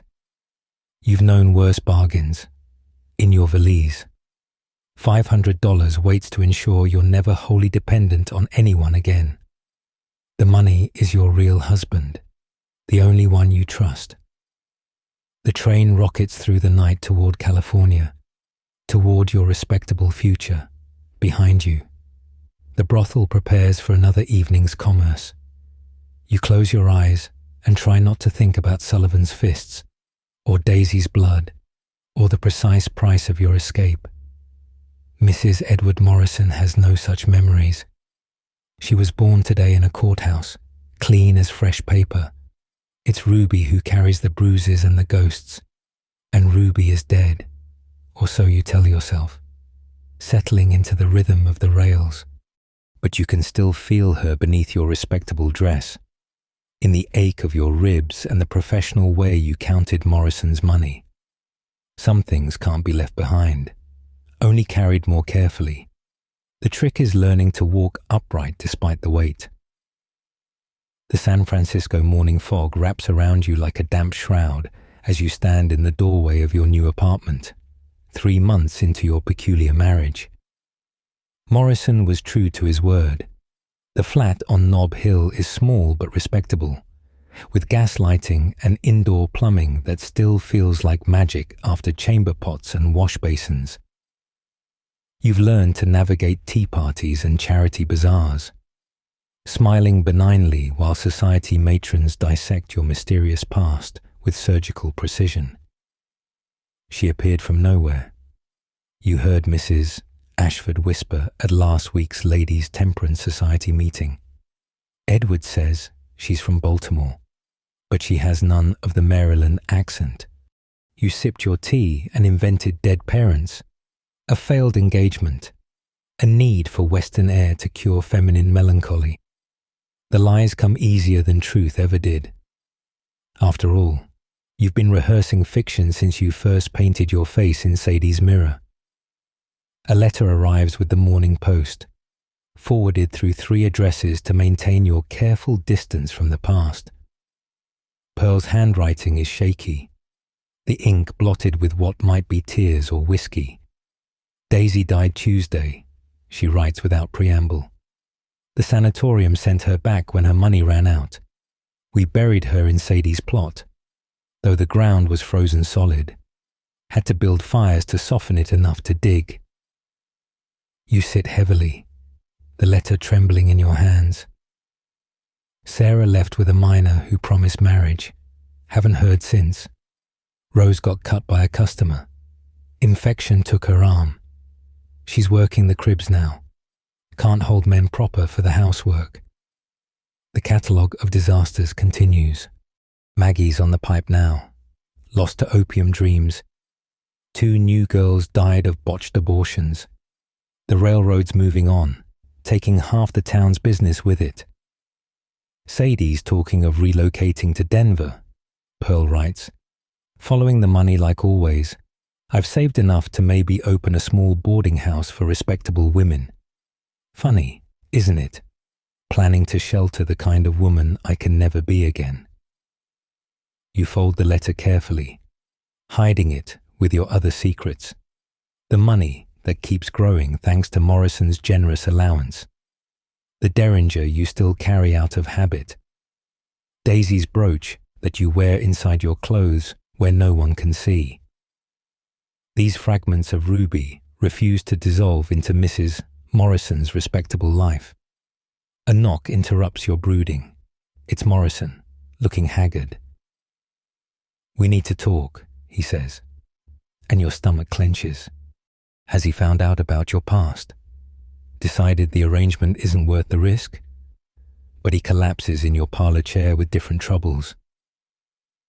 There's a man, he begins, then stops, color flooding his face. Someone I care for. He's being blackmailed. They're threatening to expose us both. The irony almost makes you laugh. Here you sit, terrified of exposure as a former whore, while he fears exposure of a different sort. How much do they want, you ask? Practical as always.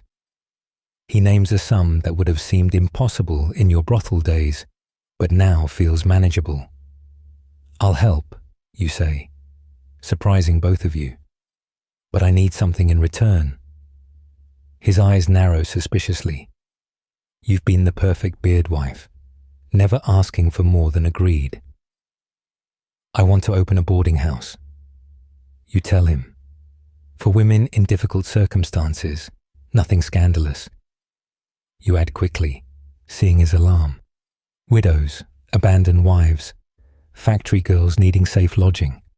You'll be the respectable businessman supporting his wife's charity work. He considers, calculating social credits and debits. "It could actually help," he admits. "Make us seem more normal, established." You shake hands like the business partners you are, each buying the other's silence and cooperation. It's not unlike negotiations in the brothel, really. Everything has a price. You help him pay the blackmailer, though you also hire a detective to gather counterintelligence. Your time with Sadie taught you that protection requires both carrot and stick.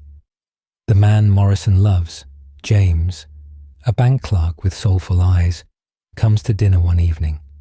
You serve roast chicken and maintain perfect propriety, while the men exchange glances that remind you of customers choosing girls. Love is love, you suppose, whether bought or stolen or carefully negotiated. The boarding house takes shape slowly. You find a building in a respectable but not fashionable neighborhood, close enough to the factories that working women can walk. The renovation costs eat into your savings, but Morrison contributes too. Grateful for your discretion about James, you hire a cook who doesn't ask about your past, and a maid who used to work in a house like Sadie's before finding religion. Opening day brings 3 tenants, a seamstress with consumption. You pretend not to recognize the symptoms, a young widow with suspicious bruises, and a factory girl who reminds you painfully of yourself at 19. You charge them barely enough to cover costs. Remembering your own desperate calculations, Morrison attends the opening, playing proud husband perfectly, though he leaves immediately after for James's apartment. Word spreads through the working women's network. Soon you have a waiting list, women fleeing bad marriages or worse situations. You implement Sadie's screening process in reverse, checking references, assessing need, occasionally turning away those who might bring trouble. It's strange being on this side of the transaction, holding power instead of bartering it. One evening, a familiar cough echoes from the parlor. You freeze, heart hammering, then force yourself to investigate. It's not Daisy's ghost, but a girl who could be her sister, thin, fevered, obviously in the life. "Please," she whispers. "Pearl said you might help. Said to tell you the blue roses sent me." The old code words. Pearl's way of saying this one matters. You should send her away. Association with prostitutes could destroy everything you've built. But you see yourself in her desperate eyes. Remember your own calculations on that dusty street. "There's a room in the attic," you hear yourself say. $20 a month, meals included, no visitors after 9, no men above the first floor, ever. She nods eagerly, already pulling crumpled bills from her bodice. That night, Morrison finds you in your study, surrounded by ledgers that track income and expenses, just like your old book at Sadie's. "You're running a reformation house," he says, not quite accusing. "If people find out." But you show him the books, the careful legitimacy of it all. Every woman here pays rent, works respectable jobs. What they did before arriving isn't my business. He laughs, sudden and surprised. "You're right. Who are we to judge anyone's past?" The arrangement evolves. Your boarding house becomes known as a place where women can start over. No questions asked. Morrison's business thrives, his marriage to a charitable woman offsetting any whispers about his bachelor habits. James joins your Sunday dinners, introduced as Morrison's colleague. The fiction becomes comfortable as old clothes. But comfort is dangerous. One day at the market, you hear a voice that freezes your blood. Well, fancy seeing you here. It's Sullivan, the miner who cracked your ribs. He's cleaner now, wearing a suit that suggests he struck gold, but his eyes hold the same violence. Or should I say, Mrs. Morrison. Quite the transformation from Ruby the whore. Your hand finds the derringer in your pocket. But this isn't a brothel where Big Bill waits outside. This is broad daylight in respectable society. You're mistaken, you say coolly. I've never seen you before.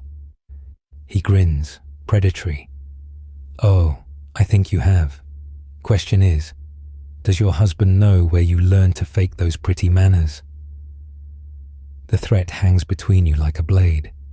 Everything you've built, the boarding house, the careful fiction, the fragile safety, trembles on the edge of his words. You think of the women depending on you, of Morrison and James's secrets, of Pearl still trapped in that life. What do you want? You ask, because it always comes down to commerce.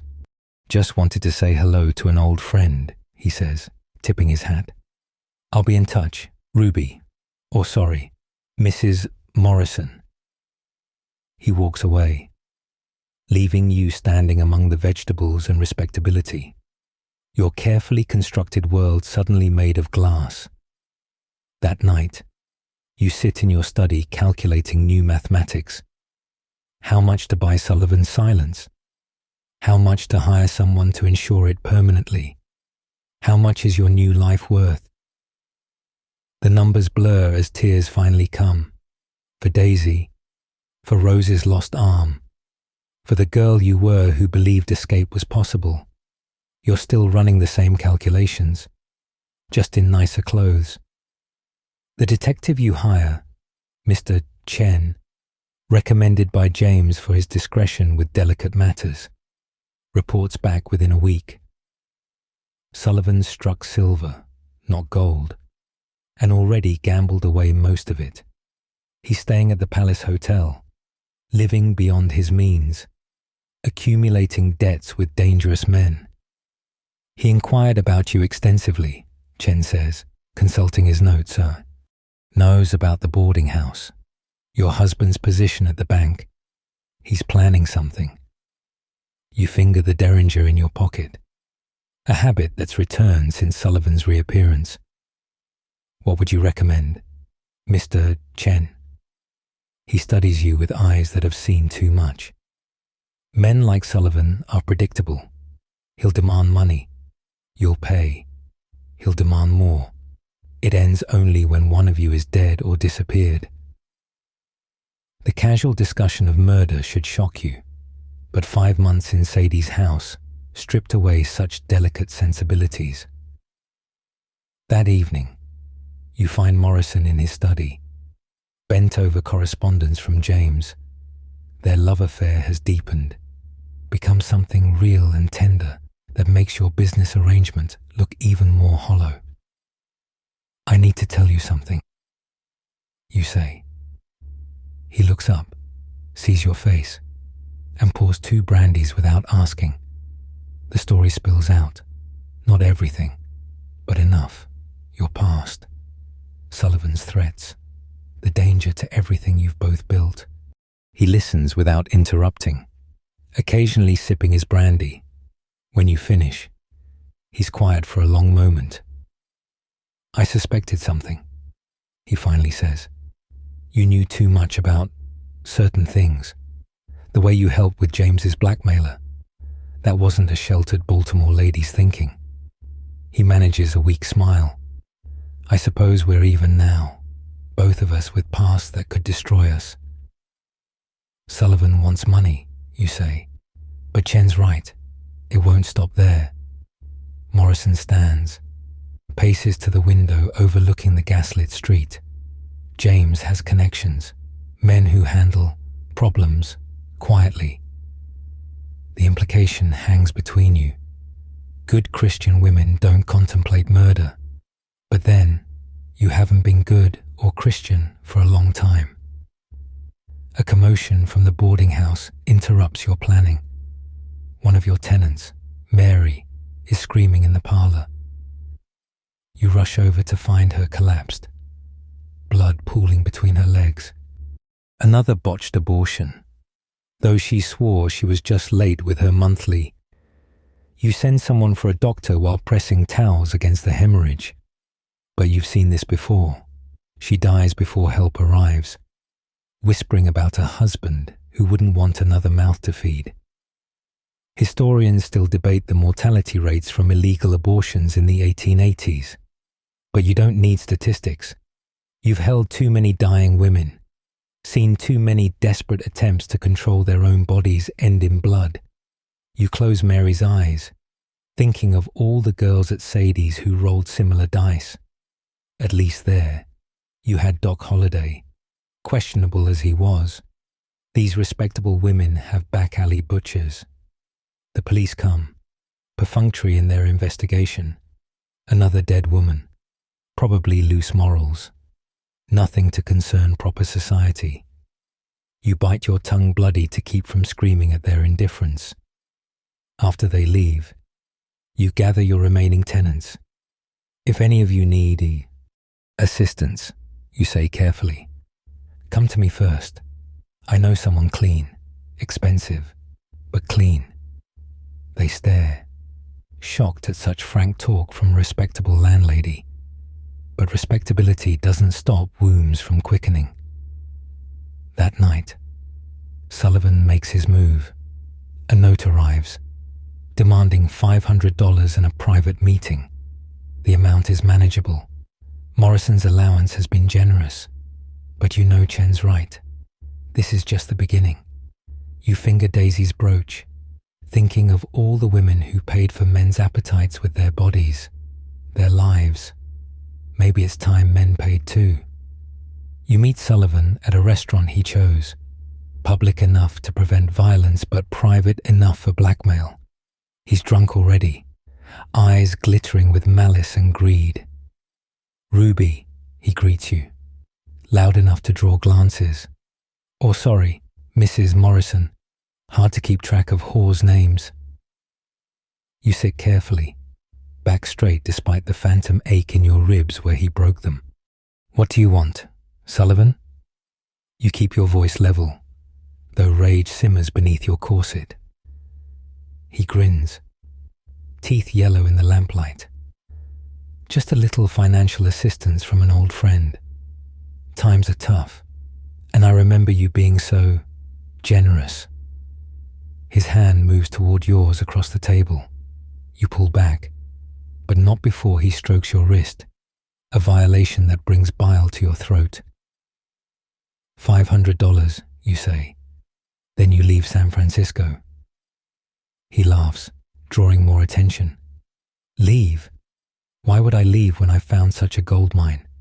No, I think I'll stay. Maybe visit that pretty boarding house of yours. Bet those ladies would love to hear about their landlady's past. Or maybe I'll call on your husband, share some memories of your talents. The rage crystallizes into something cold and sharp. You stand, smoothing your skirts. I'll need time to gather the money, he nods magnanimously, already spending his anticipated wealth. 3 days. And Ruby? Don't think about running. I've got friends watching. You leave without responding, but your mind is already working, calculating angles like Sadie taught you. Back home, you find Morrison and James in the parlor, heads bent together over some shared book. Their domestic intimacy twists something in your chest, not jealousy exactly, but recognition of what you'll never have. I need those connections we discussed. You tell them. James looks up, sees your face and nods. I'll make inquiries, discreetly. But discretion takes time you don't have. Sullivan grows bolder, appearing outside the boarding house, following your tenants, making himself a menace. One girl comes to you in tears.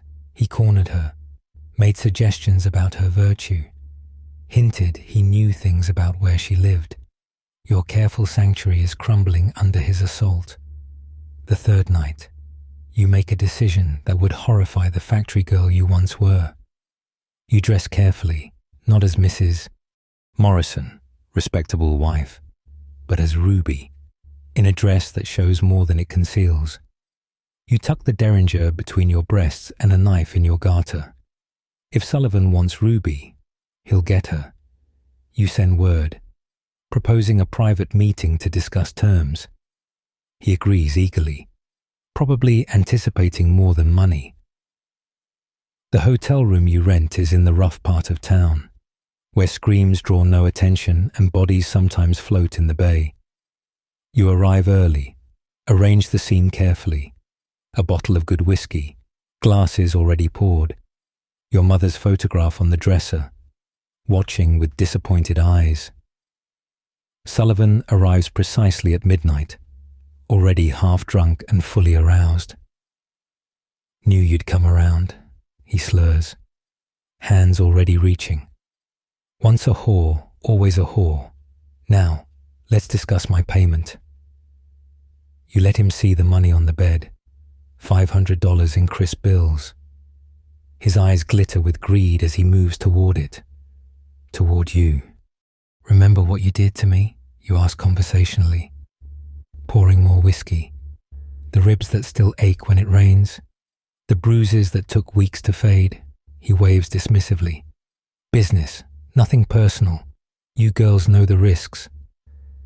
You nod, moving closer. Yes, we know the risks. The knife slides between his ribs easier than you expected, finding the gap just as Pearl taught you all those months ago. Just in case, she'd said, because sometimes Big Bill ain't fast enough.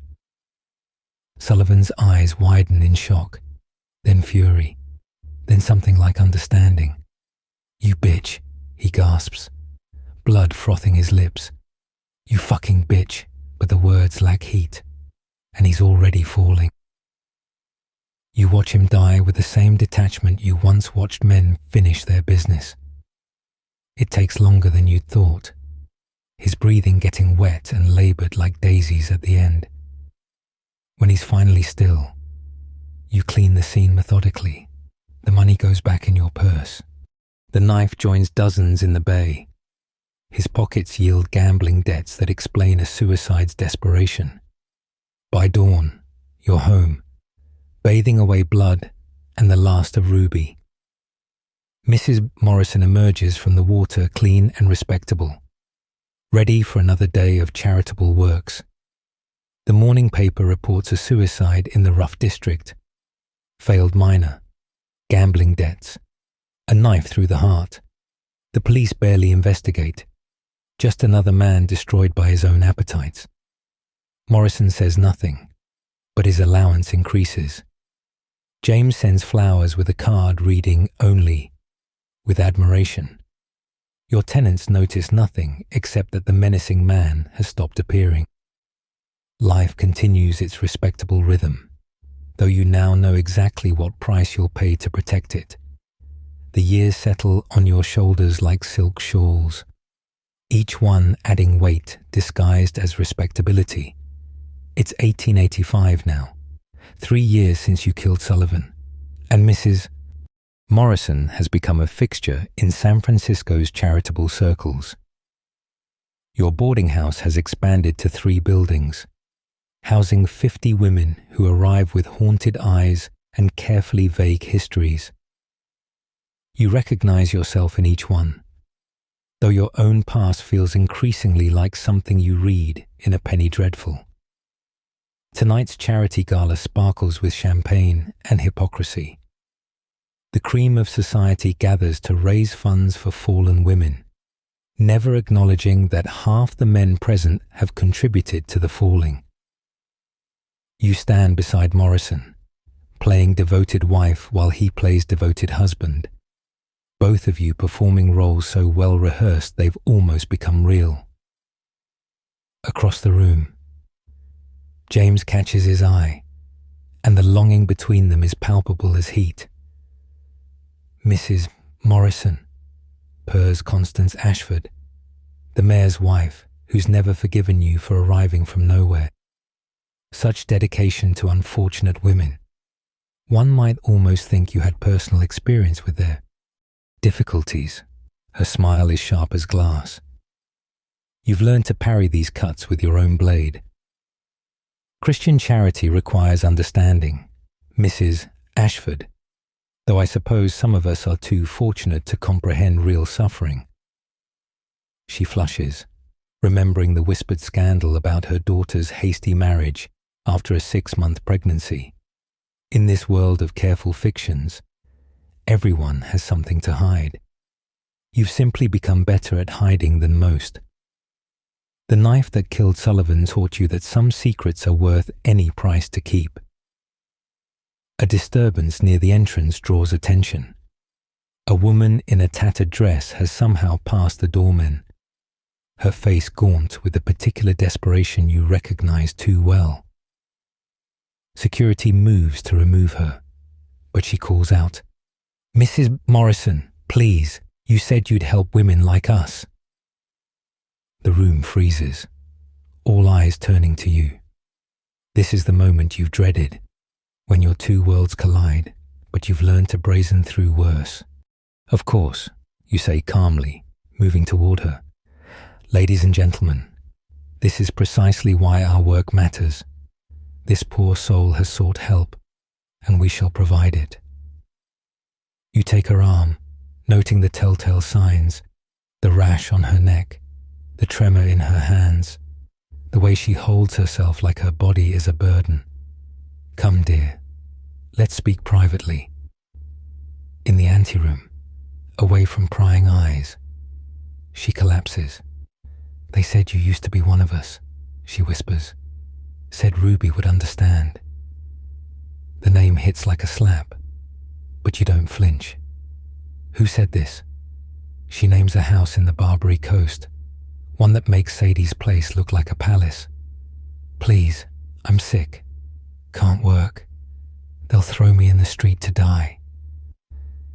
You see Daisy in her fevered eyes, Rose, all the girls who ran out of luck and options. "What's your name?" you ask gently.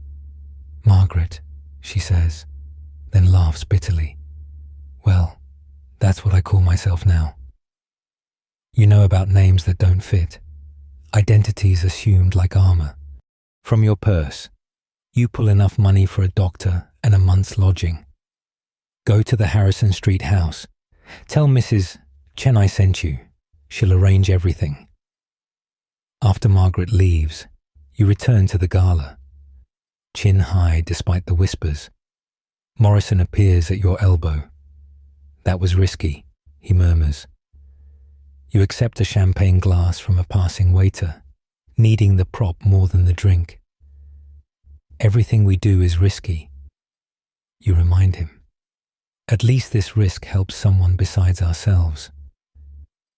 The evening drags on, each conversation a minefield of implications, but you navigate them expertly, deflecting suspicions with mentions of Christian duty and womanly compassion. By the time Morrison escorts you home, you've raised more funds than any previous gala. Guilt and suspicion, properly managed, open wallets wider than simple charity ever could. In your study, you update your ledgers, not just the boarding house accounts, but your private tallies. 53 women housed this year.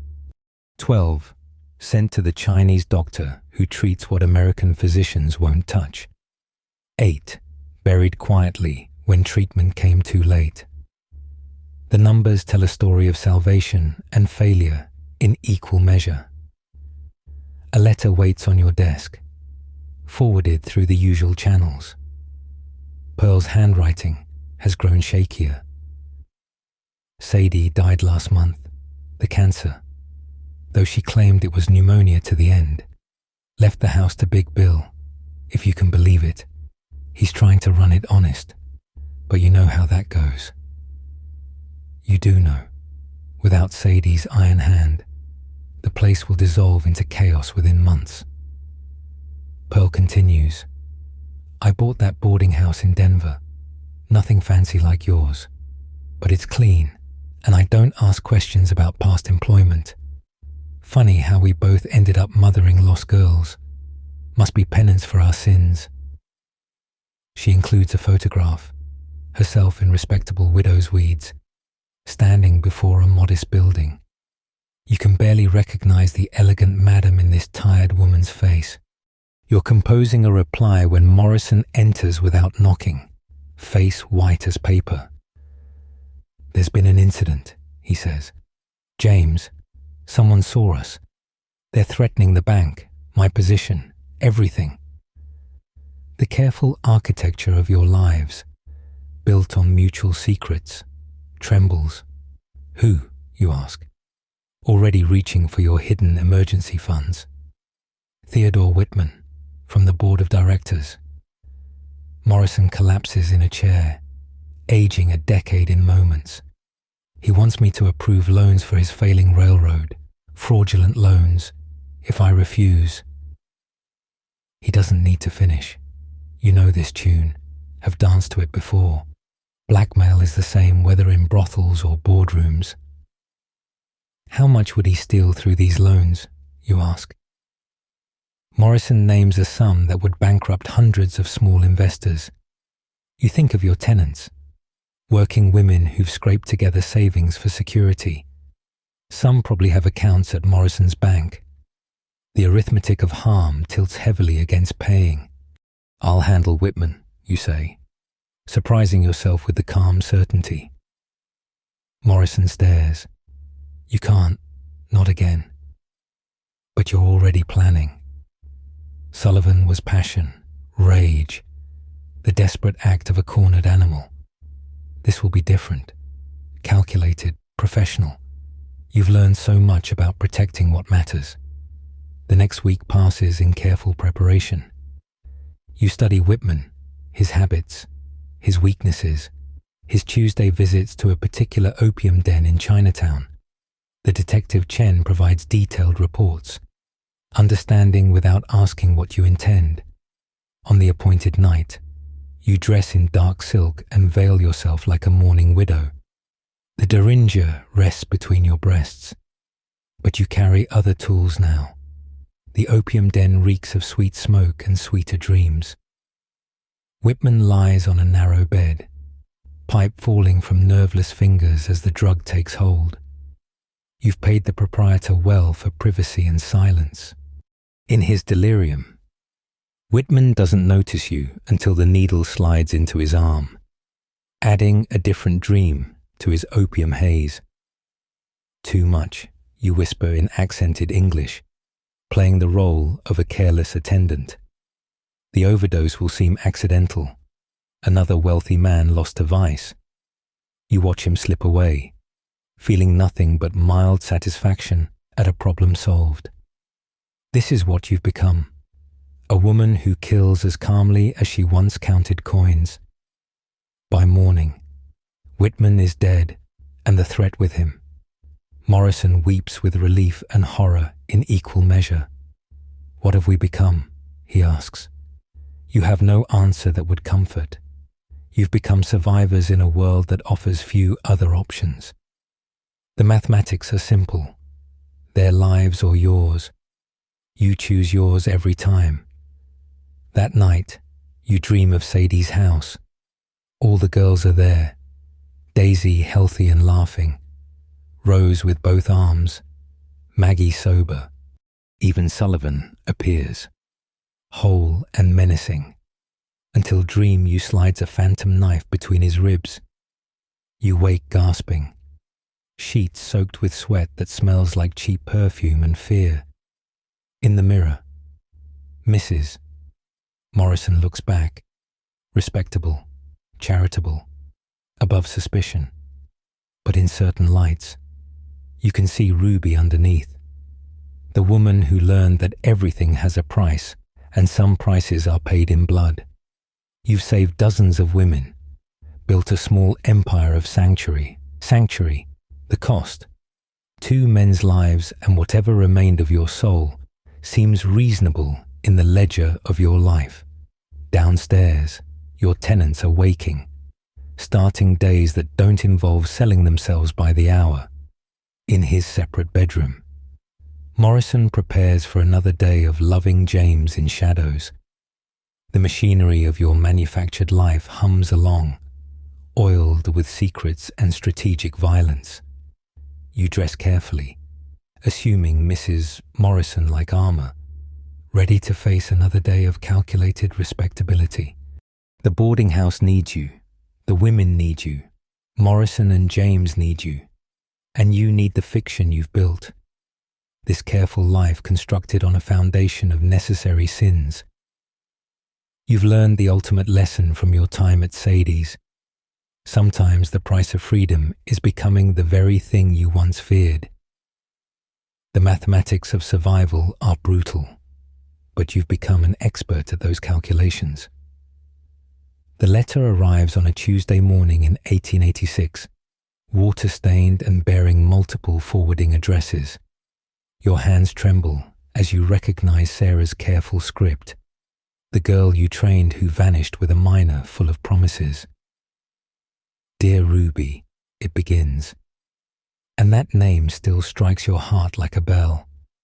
I pray this finds you, though I dare not hope. I am dying.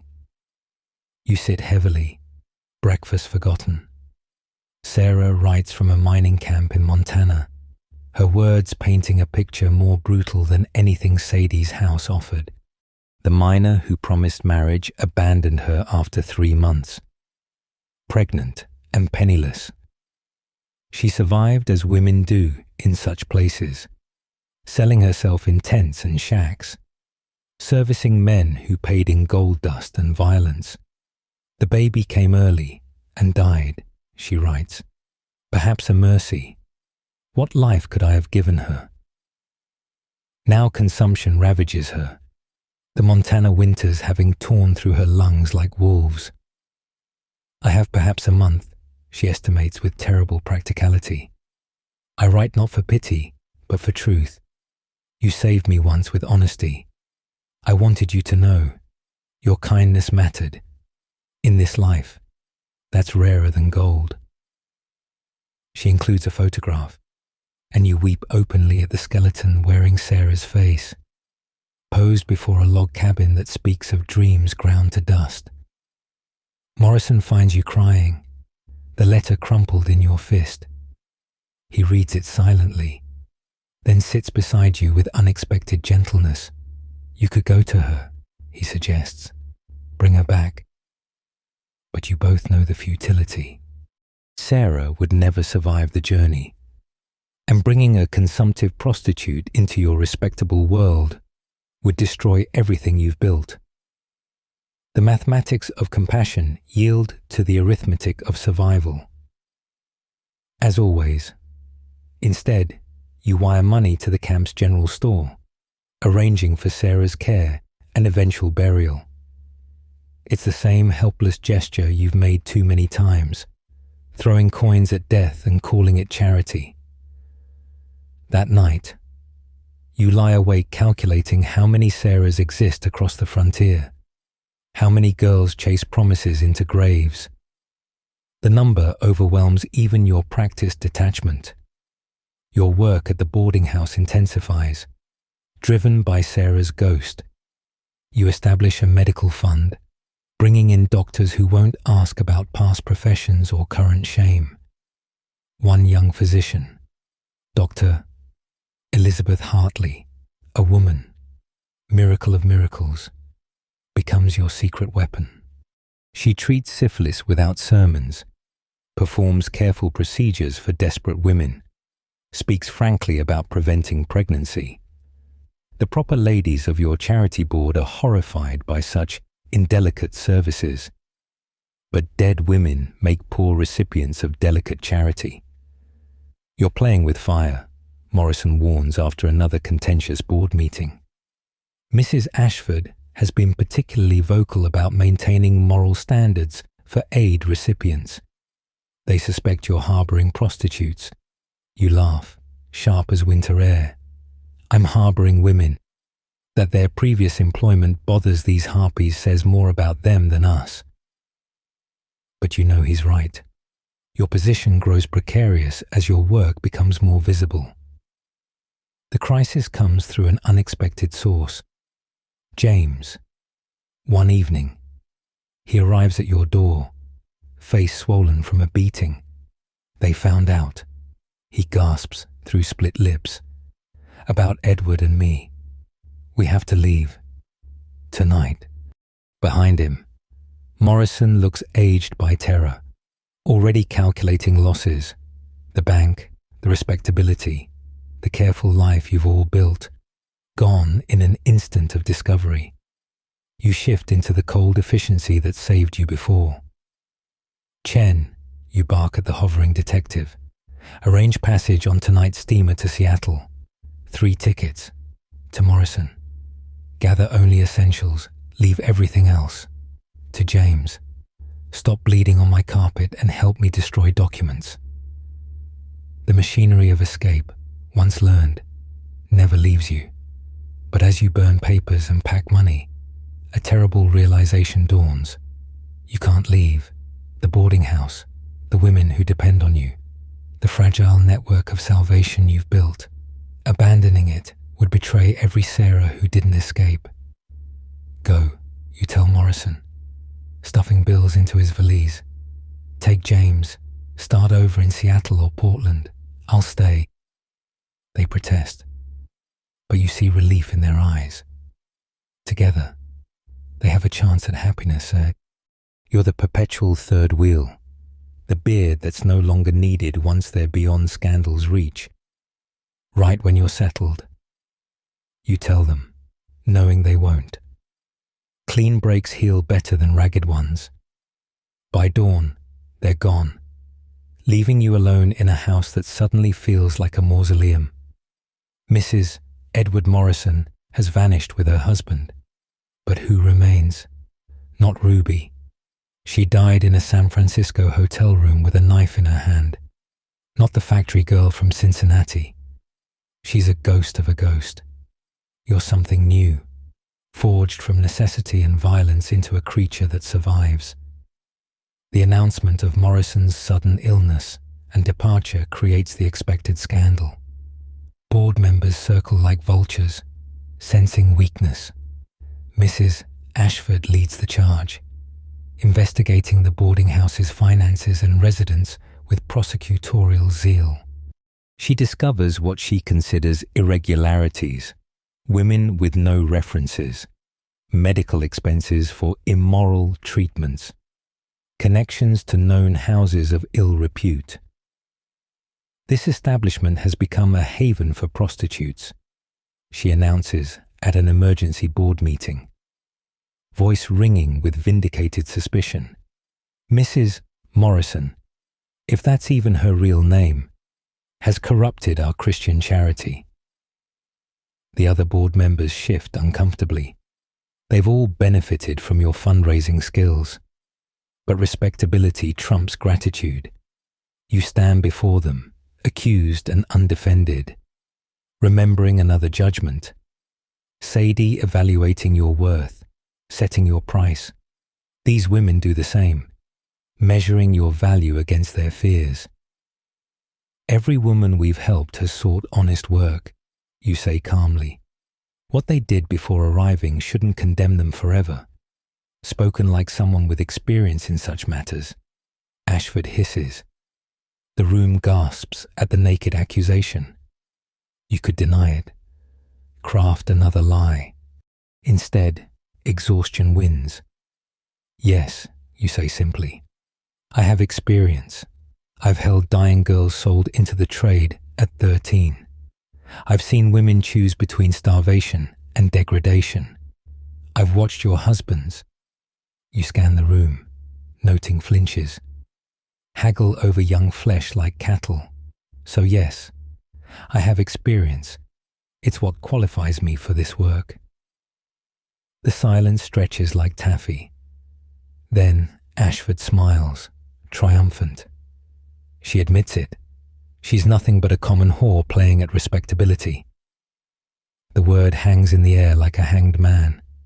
You've killed to avoid this moment. But now it almost brings relief. The mask finally drops. I was never common.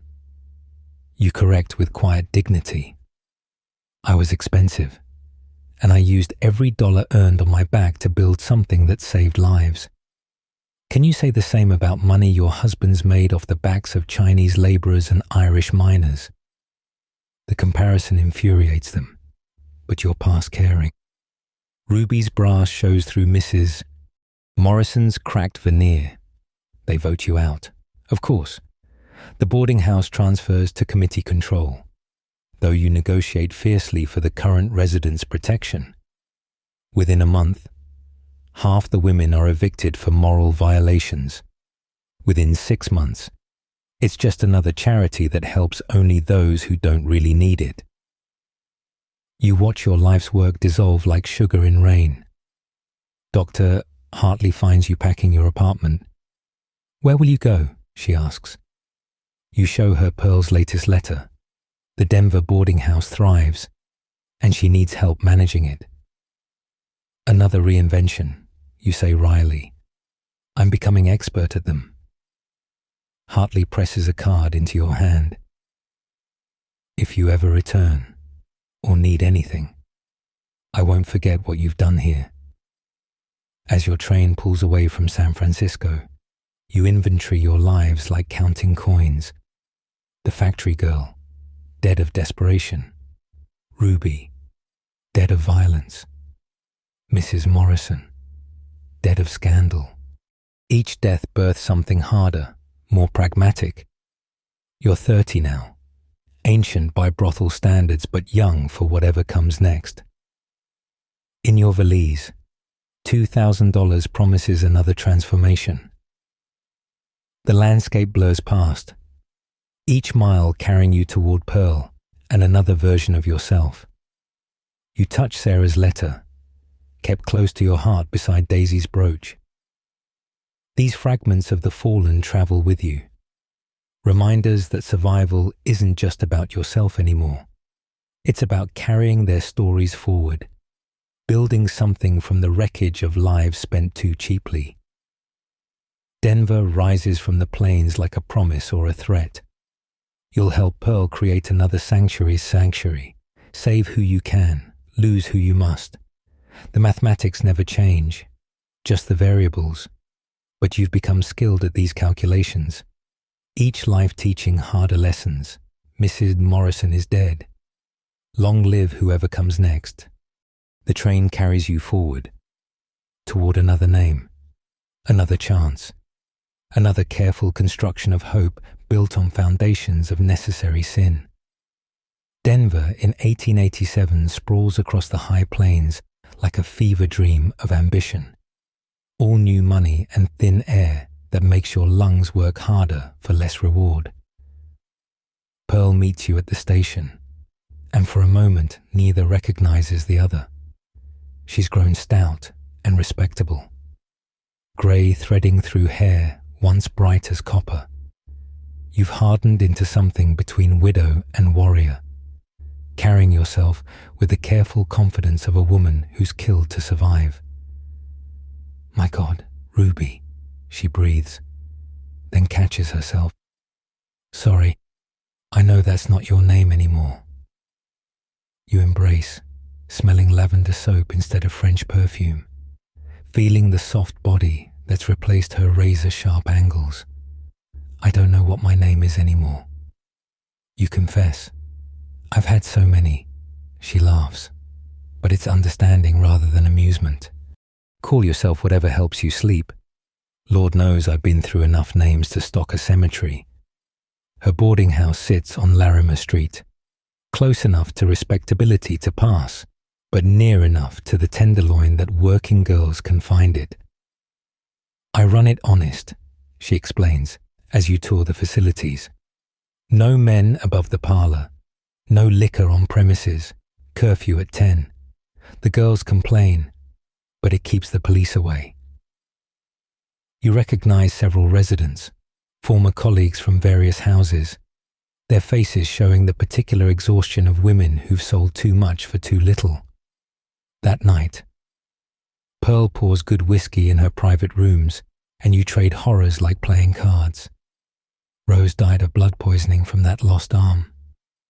Maggie overdosed. Whether intentionally or not remains unclear. Of your original cohort from Sadie's, only you two survive. Sometimes I dream about that house, Pearl admits. Not nightmares, exactly, just dreams, like my soul got stuck there even when my body left. You tell her about Morrison, about Sullivan and Whitman, about the boarding house lost to respectability's violence. She listens without judgment, occasionally refilling your glass. You did what you had to, she says finally. We all did. The difference is, you tried to build something better from it. You want to agree, but Sarah's death letter weighs heavy in your pocket. How many girls have you failed to save for each one sheltered? Pearl needs help managing the business side. She has the heart but not the head for figures. You take over the books, implementing systems learned from both Sadie and Morrison. Within a month, the boarding house runs more efficiently, cost controlled and income maximized. You establish connections with employers willing to hire former prostitutes, negotiate rates with doctors who won't moralize over mercury treatments. One resident, Clara, reminds you painfully of yourself at 22. She arrived pregnant and penniless, abandoned by a theatrical troupe that promised stardom but delivered only exploitation.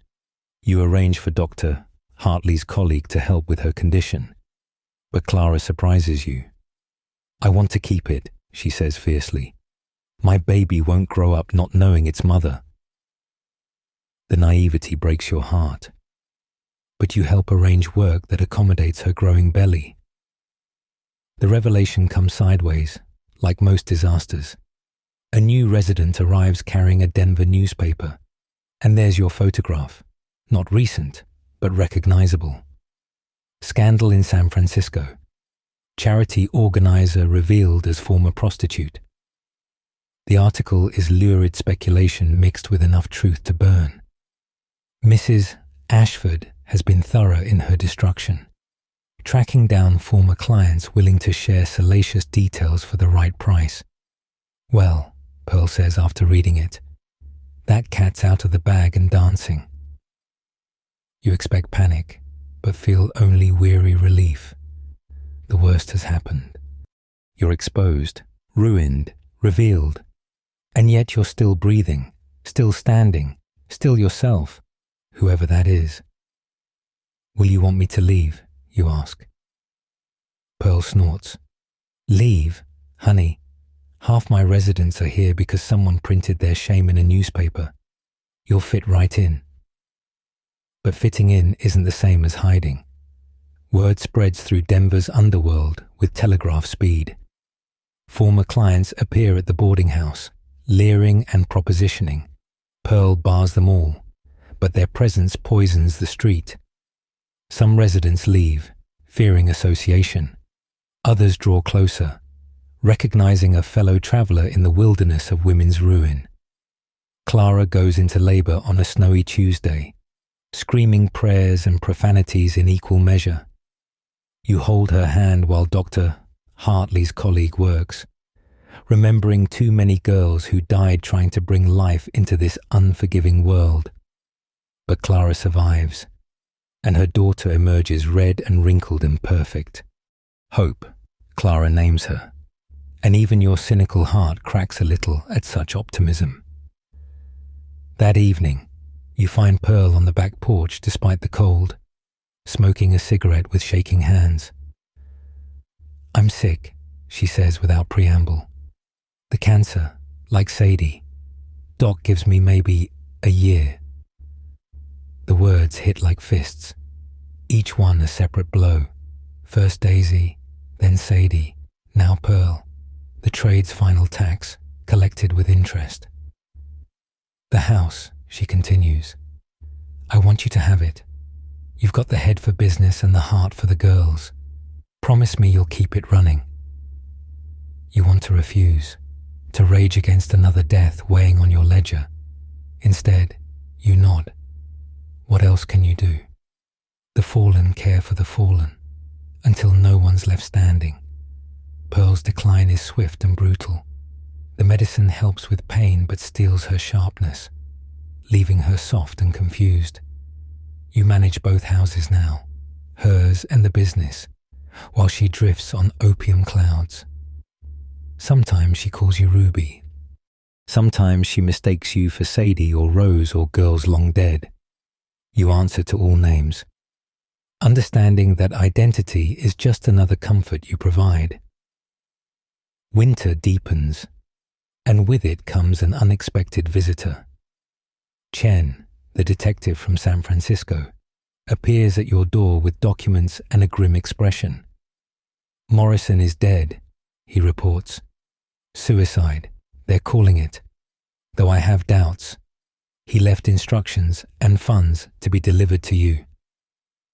The amount staggers you, $5,000 and a letter. Morrison's final words are brief. For the work, build something lasting. Tell James I loved him. Tell yourself you were the best wife I never wanted. You laugh through tears at his attempt at humor. Even facing death, later, you learn the truth. James was murdered by blackmailers, and Morrison followed within days, unable to bear a world without his love. Their tragedy adds to your collection, more ghosts for your personal haunting. With Morrison's money and Pearl's house, you could run. Change your name again.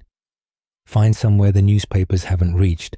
Start over as widow or spinster or whatever fiction fits. But Clara's baby cries upstairs, and Pearl moans in her medicated sleep. And a dozen women depend on this sanctuary. The mathematics of flight lose to the arithmetic of obligation. You use Morrison's funds to buy the neighboring building, expanding the boarding house. The newspaper scandal actually helps. Notorious women seek out the notorious landlady. Knowing you won't judge, you implement new services, childcare for working mothers, education classes for those who never learned letters, a fund for emergency medical needs. It's not quite the San Francisco operation, but it's honest and helpful. Pearl dies on the first day of spring, lucid at the last. Don't let them make you hard all the way through, she whispers. Save some softness, even if it's just for yourself. You promise, though you're not sure there's any softness left. She's buried in the respectable cemetery. You've learned enough about bribery to ensure that. With a stone reading, Margaret Pearl Henley, beloved friend, her real name, finally used. Standing at her grave, you count the names you've worn like counting bodies. The Cincinnati factory girl, Ruby, Mrs. Morrison, now Pearl's heir, whatever that makes you. Each identity has carved away parts of you, leaving something harder and stranger, but also stronger. You've survived what kills most women, built sanctuaries from shame, turned ruin into refuge. Clara appears beside you, baby Hope balanced on her hip. Miss Pearl saved us, she says simply, and you saved her legacy. That matters. Maybe it does. The mathematics of salvation are complex, but perhaps the simple arithmetic of one life helping another is enough. You touch Pearl's stone, promise to continue the work, then walk back toward the boarding house where broken women wait for someone who understands the price of survival. Denver stretches before you, all possibility in peril. You're 31, exposed, notorious, and somehow still standing. The newspaper called you names meant to shame, but you've been called worse by a better. Let them talk. You have work to do, women to shelter, a promise to keep. The dead travel with you, Daisy, Sarah, Pearl, even Morrison. but so do the living. That balance, precarious as it is, keeps you moving forward into whatever comes next. The consumption comes for you in the autumn of 1890, announcing itself with blood on your handkerchief like a calling card from death. You're 33, ancient by the standards of your former trade, sitting in Pearl's office, your office now, when the coughing fit brings crimson to white linen. For a moment, you simply stare, recognizing this old enemy that's taken so many of your sisters. Then you fold the handkerchief carefully, tuck it away, and return to the ledgers. There's work to be done, and dying takes time. Dr. Hartley confirms what you already know when she visits next month. The early stages, she says gently, listening to your lungs with her stethoscope. With proper care, you might have years. You both know what proper care means. The sanatoriums that swallow women's savings before swallowing their lives. Instead, you increase your laudanum doses and continue working. The boarding house has 70 residents now, 3 buildings connected by covered walkways. You'll be damned if consumption steals this before you're ready. Clara has become your right hand, her daughter Hope toddling through the halls like a small beacon of possibility. You need to rest, Clara insists when she finds you coughing into the wastebasket. But rest is luxury you can't afford. There's Mary, beaten nearly to death by her pimp, requiring constant care. There's the new law trying to shut down boarding houses that shelter immoral women. There's the constant juggling of accounts, bribes, and charitable donations that keeps the doors open. A letter arrives from San Francisco that stops your blood. Mrs. Ashford writes with poisonous sweetness. I thought you should know that your example has inspired action. The City Council has passed new ordinances preventing known prostitutes from operating businesses. Your corruption will spread no further. The boarding house you built there has been shuttered, its residents scattered. Your legacy, erased by respectability's violence. That night, you dream of Sadie's parlor, but all the girls are skeletons in silk. Daisy coughs dust. Rose waves with her missing arm. Pearl pours drinks that leak through her ribs. Join us, they chorus. You've done enough. You wake gasping, tasting copper, and light the lamp to chase away the shadows. Not yet, not while women still need shelter and society offers none. The war comes from unexpected quarters. The Women's Christian Temperance Union, fresh from victories against saloons, turns its attention to houses of refuge that enable sin. They picket outside your boarding house, singing hymns and waving signs declaring, "Reform, not shelter for whores." You watch from your window, remembering standing on similar streets, calculating survival. These righteous women have never known that particular mathematics. Clara organizes the residents in response. They hang banners reading "Judge Not" and "Christ Loved Mary Magdalene." Some girls share their stories with reporters. The 12-year-old sold by her father, the widow who chose prostitution over watching her children starve, the immigrant tricked into sexual slavery. Public opinion wavers, but money talks louder. Donations dry up as respectable citizens distance themselves from controversy. You're reviewing the dismal finances when Chen appears, older but still sharp-eyed. "I've been tracking someone for you," he says without preamble. "James, Morrison's James. He's alive." The room spins, and not from consumption. "That's impossible," Morrison said. Chen shakes his head. Morrison believed he was dead, but James escaped, went underground. He's been living as a woman in Portland, goes by Jamie now. The photograph Chen produces shows a person in modest dress, face feminized by careful presentation but unmistakably Jamie, alive and transformed, surviving through their own desperate mathematics. You trace the image with trembling fingers, thinking of Morrison dying for grief of someone who lived. Does she know about Edward? Chen nods grimly. That's why I'm here. She wants to meet. You travel to Portland despite your weakening body, compelled by curiosity and connection to your strange past. Jamie receives you in a small apartment above a millinery shop she owns. The transformation is remarkable. Voice trained higher, movements refined to feminine grace, another soul rebuilt from necessity's blueprint. I couldn't contact him. Jamie explains over tea. The men who attacked me said they'd kill us both if I surfaced, by the time I felt safe enough. She doesn't finish, but you understand. Morrison was already dead, following a ghost into the grave. You share his final letter. Watch Jamie weep for possibilities lost.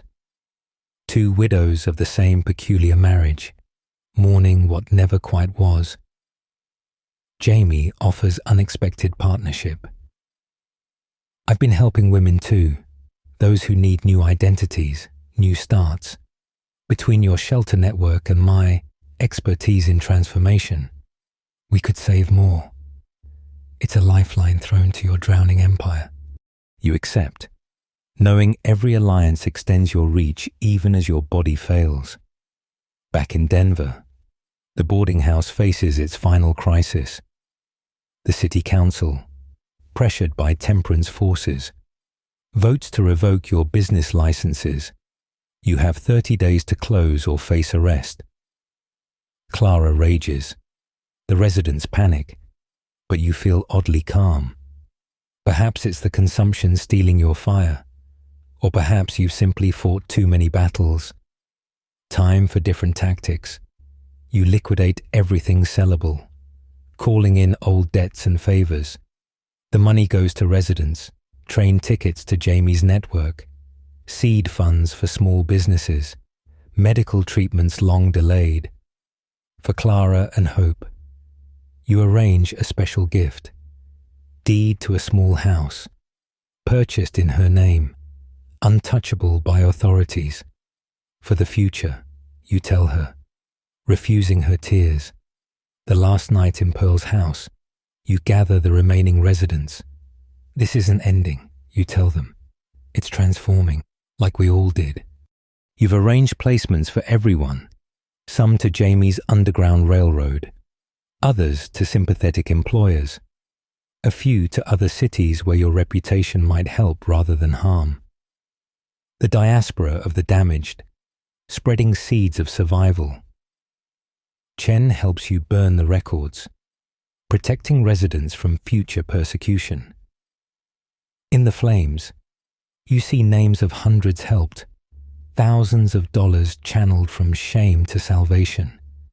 The arithmetic of your life reduced to ash. What will you do? He asks. You show him Dr. Hartley's latest letter. She's opening a women's clinic in California. Needs someone to manage the charitable cases. A final transformation, from whore to wife to widow, to whatever this makes you. The authorities arrive to find empty buildings, cleaned and abandoned. You watch from across the street, dressed for travel, consumption painting roses on your cheeks. They search for evidence of sin, finding only empty rooms that once housed hope. Let them have the buildings. Aisigintins, you've already stolen what matters, the lives saved, the women freed, the small rebellions against a world that offers so few choices. Clara sees you to the train, Hope on her hip. You saved us, she says simply. You shake your head. We saved each other. That's all any of us can do. The child reaches for you, and you kiss her forehead, tasting future in her skin. Perhaps she'll grow up in a world with better mathematics for women. Perhaps not. But she'll grow up, and that's victory enough. The train pulls away from Denver, carrying you toward California and one last reinvention. In your valise, $500, morphine for the pain, letters from women whose lives you've touched. Daisy's brooch rests against your heart, Pearl's photograph tucked beside Morrison's final note. The dead travel with you always, but so do the living, scattered now but connected by threads of shared survival. You cough into a handkerchief, noting the blood's increasing volume. Doctor, Hartley says you might have 2 years with care, 2 years to help establish her clinic, train someone to continue the work, maybe even write the story down, though who would believe it? The factory girl who became Ruby, who became Mrs. Morrison, who became Pearl's heir, who becomes what? The landscape blurs past, mountains giving way to plains giving way to possibility. You're 33, dying, notorious, and somehow still useful. The newspaper in San Francisco called you a corruption, but corruption implies decay of something pure. You were never pure. None of you were. You were survivors, economists of the flesh, architects of escape. Let the temperance women sing their hymns. You and your sisters wrote your own gospel in blood and coin and bitter endurance. The train carries you forward, toward California's sun that might ease your lungs or speed their failure. Either way, you'll use the time left building something, saving someone, adding figures to the ledger of lives made bearable. The mathematics of your existence are nearly complete, but the arithmetic of impact continues. Every woman sheltered shelters others. Every story shared lightens another's load. Every small salvation echoes forward into futures you won't see, but help create. The California sunshine filters through the clinic windows like honey through cheesecloth, warming your bones that seem to grow colder each day. You've been here 6 months now, helping Dr. Hartley establish what she carefully calls a women's health sanctuary. But what everyone knows is a place where the desperate can find help without judgment. Your official title is Charitable Cases Administrator, which makes you smile. Such a respectable term for someone who counts coins earned in brothel beds and converts them to medical care for women still trapped in that life. Your small room behind the clinic is simple but clean, with a window overlooking a garden where patients sometimes sit, healing in more than body. You've trained your replacement, another former sporting woman named Grace, who has your head for figures and growing heart for the work. She'll continue when the consumption finally wins, which Dr. Hartley estimates will be soon. The blood comes more frequently now, and the morphine barely touches the pain that feels like broken glass in your chest. Tonight, you're writing by lamplight, setting down this story that no one will publish, but someone might need to read. Your handwriting wavers from weakness or emotion. You're not sure.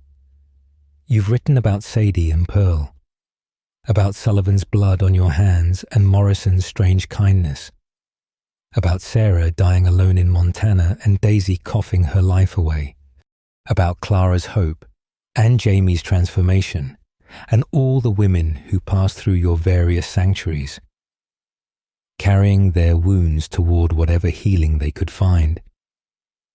The mathematics of your life spread across these pages, not just the money earned and spent, but the harder calculations. How many women saved versus how many lost? How much of your soul you traded for survival, and whether the exchange rate was fair? The answers blur like your fading vision, but perhaps that's fitting. Life is messy ledgers, not clean columns. A soft knock interrupts. Grace with your evening medicine and soup you'll pretend to eat. "There's someone here to see you," she says gently. Says she knew you before. You nod, unsurprised. They find you sometimes, these ghosts from your past lives. Usually they want money or silence, or simply to see if the notorious Ruby really exists. You smooth your hair, pull a shawl around your shoulders, and prepare to meet whatever shadow has arrived. But it's no shadow. It's Clara, older now, wearing a respectable dress and the confidence of a woman who's found her place. Hope, now 3, peeks from behind her mother's skirts with curious eyes. "I tracked you down," Clara says, tears already flowing. "I had to see you again, to thank you, to say goodbye properly." The last words acknowledge what you both know. This is a deathbed visit, final accounts being settled. You spend the evening talking softly while Hope plays with a rag doll. Clara tells you about her life. She runs a small bakery now, employs 2 former prostitutes, lives quietly but well. "I tell Hope about you," she says. "Not everything, but enough. That a brave woman helped us when the world wouldn't." You want to protest the word brave, but your breath is too precious to waste on false modesty. When they leave, Clara kisses your forehead like a benediction. Hope, prompted by her mother, offers you the rag doll for company. You accept it solemnly. This gift from the future you help secure but won't see. After they're gone, you hold the doll and cry, for them, for yourself, for all the women who didn't get even this much happy ending. The nights grow longer as your breathing grows shorter. You drift between waking and dreams, sometimes back in Sadie's parlor, sometimes in Morrison's respectable house, sometimes in places that never existed where all your dead sisters live, whole and laughing. Pearl visits often in these visions, younger and brighter, pouring whiskey that tastes like forgiveness. "Almost done, honey," she says. "Just a little more." Dr. Hartley sits with you during the worst spells, holding your hand while you fight for each breath. "The clinic will continue," she promises. "Your work won't die with you." But you know better. Work like yours is personal, born from specific pain and particular understanding. Others will help in their own ways, but your exact mathematics can't be replicated. That's both loss and relief. Your last coherent day, you insist on visiting the clinic one more time. Grace pushes your chair through the wards where women recover from procedures that would have killed them in back alleys. Some recognize you, nodding with the quiet acknowledgement of shared understanding. In the charity ward, a young prostitute dying of syphilis manages a smile. "They say you were one of us," she whispers, "that you got out." You touch her hand with your skeletal fingers. "We all get out eventually." You tell her, "Some of us just take different doors." Back in your room, you settle into bed knowing you won't rise again. The manuscript of your story sits complete on the desk. Grace will keep it safe. Maybe share it with women who need to know survival is possible. Your few possessions are already distributed. Daisy's brooch to Clara, Pearl's photograph to Jamie, Morrison's letter to the clinic archives. You're traveling light into whatever comes next. The consumption makes each breath a mountain to climb, but you're oddly peaceful. You've done the mathematics, tallied the final columns. Hundreds of women helped, dozens saved, a handful transformed. Against that, 2 men dead by your hand and countless compromises of conscience. The books don't quite balance, but perhaps no life's ledgers do. You did what you could with the choices offered, and that has to be enough. As darkness gathers soft as the velvet in Sadie's parlor, you think of all the women who've walked this path before you, the ones who died young in frontier brothels, the ones who survived into bitter age, the ones who found escape in marriage or morphine or meticulous planning. You're all part of the same story, written in different hands but the same language of survival. Your breathing slows, the pain fading into something almost like peace, somewhere. Clara tells Hope bedtime stories about brave women, somewhere.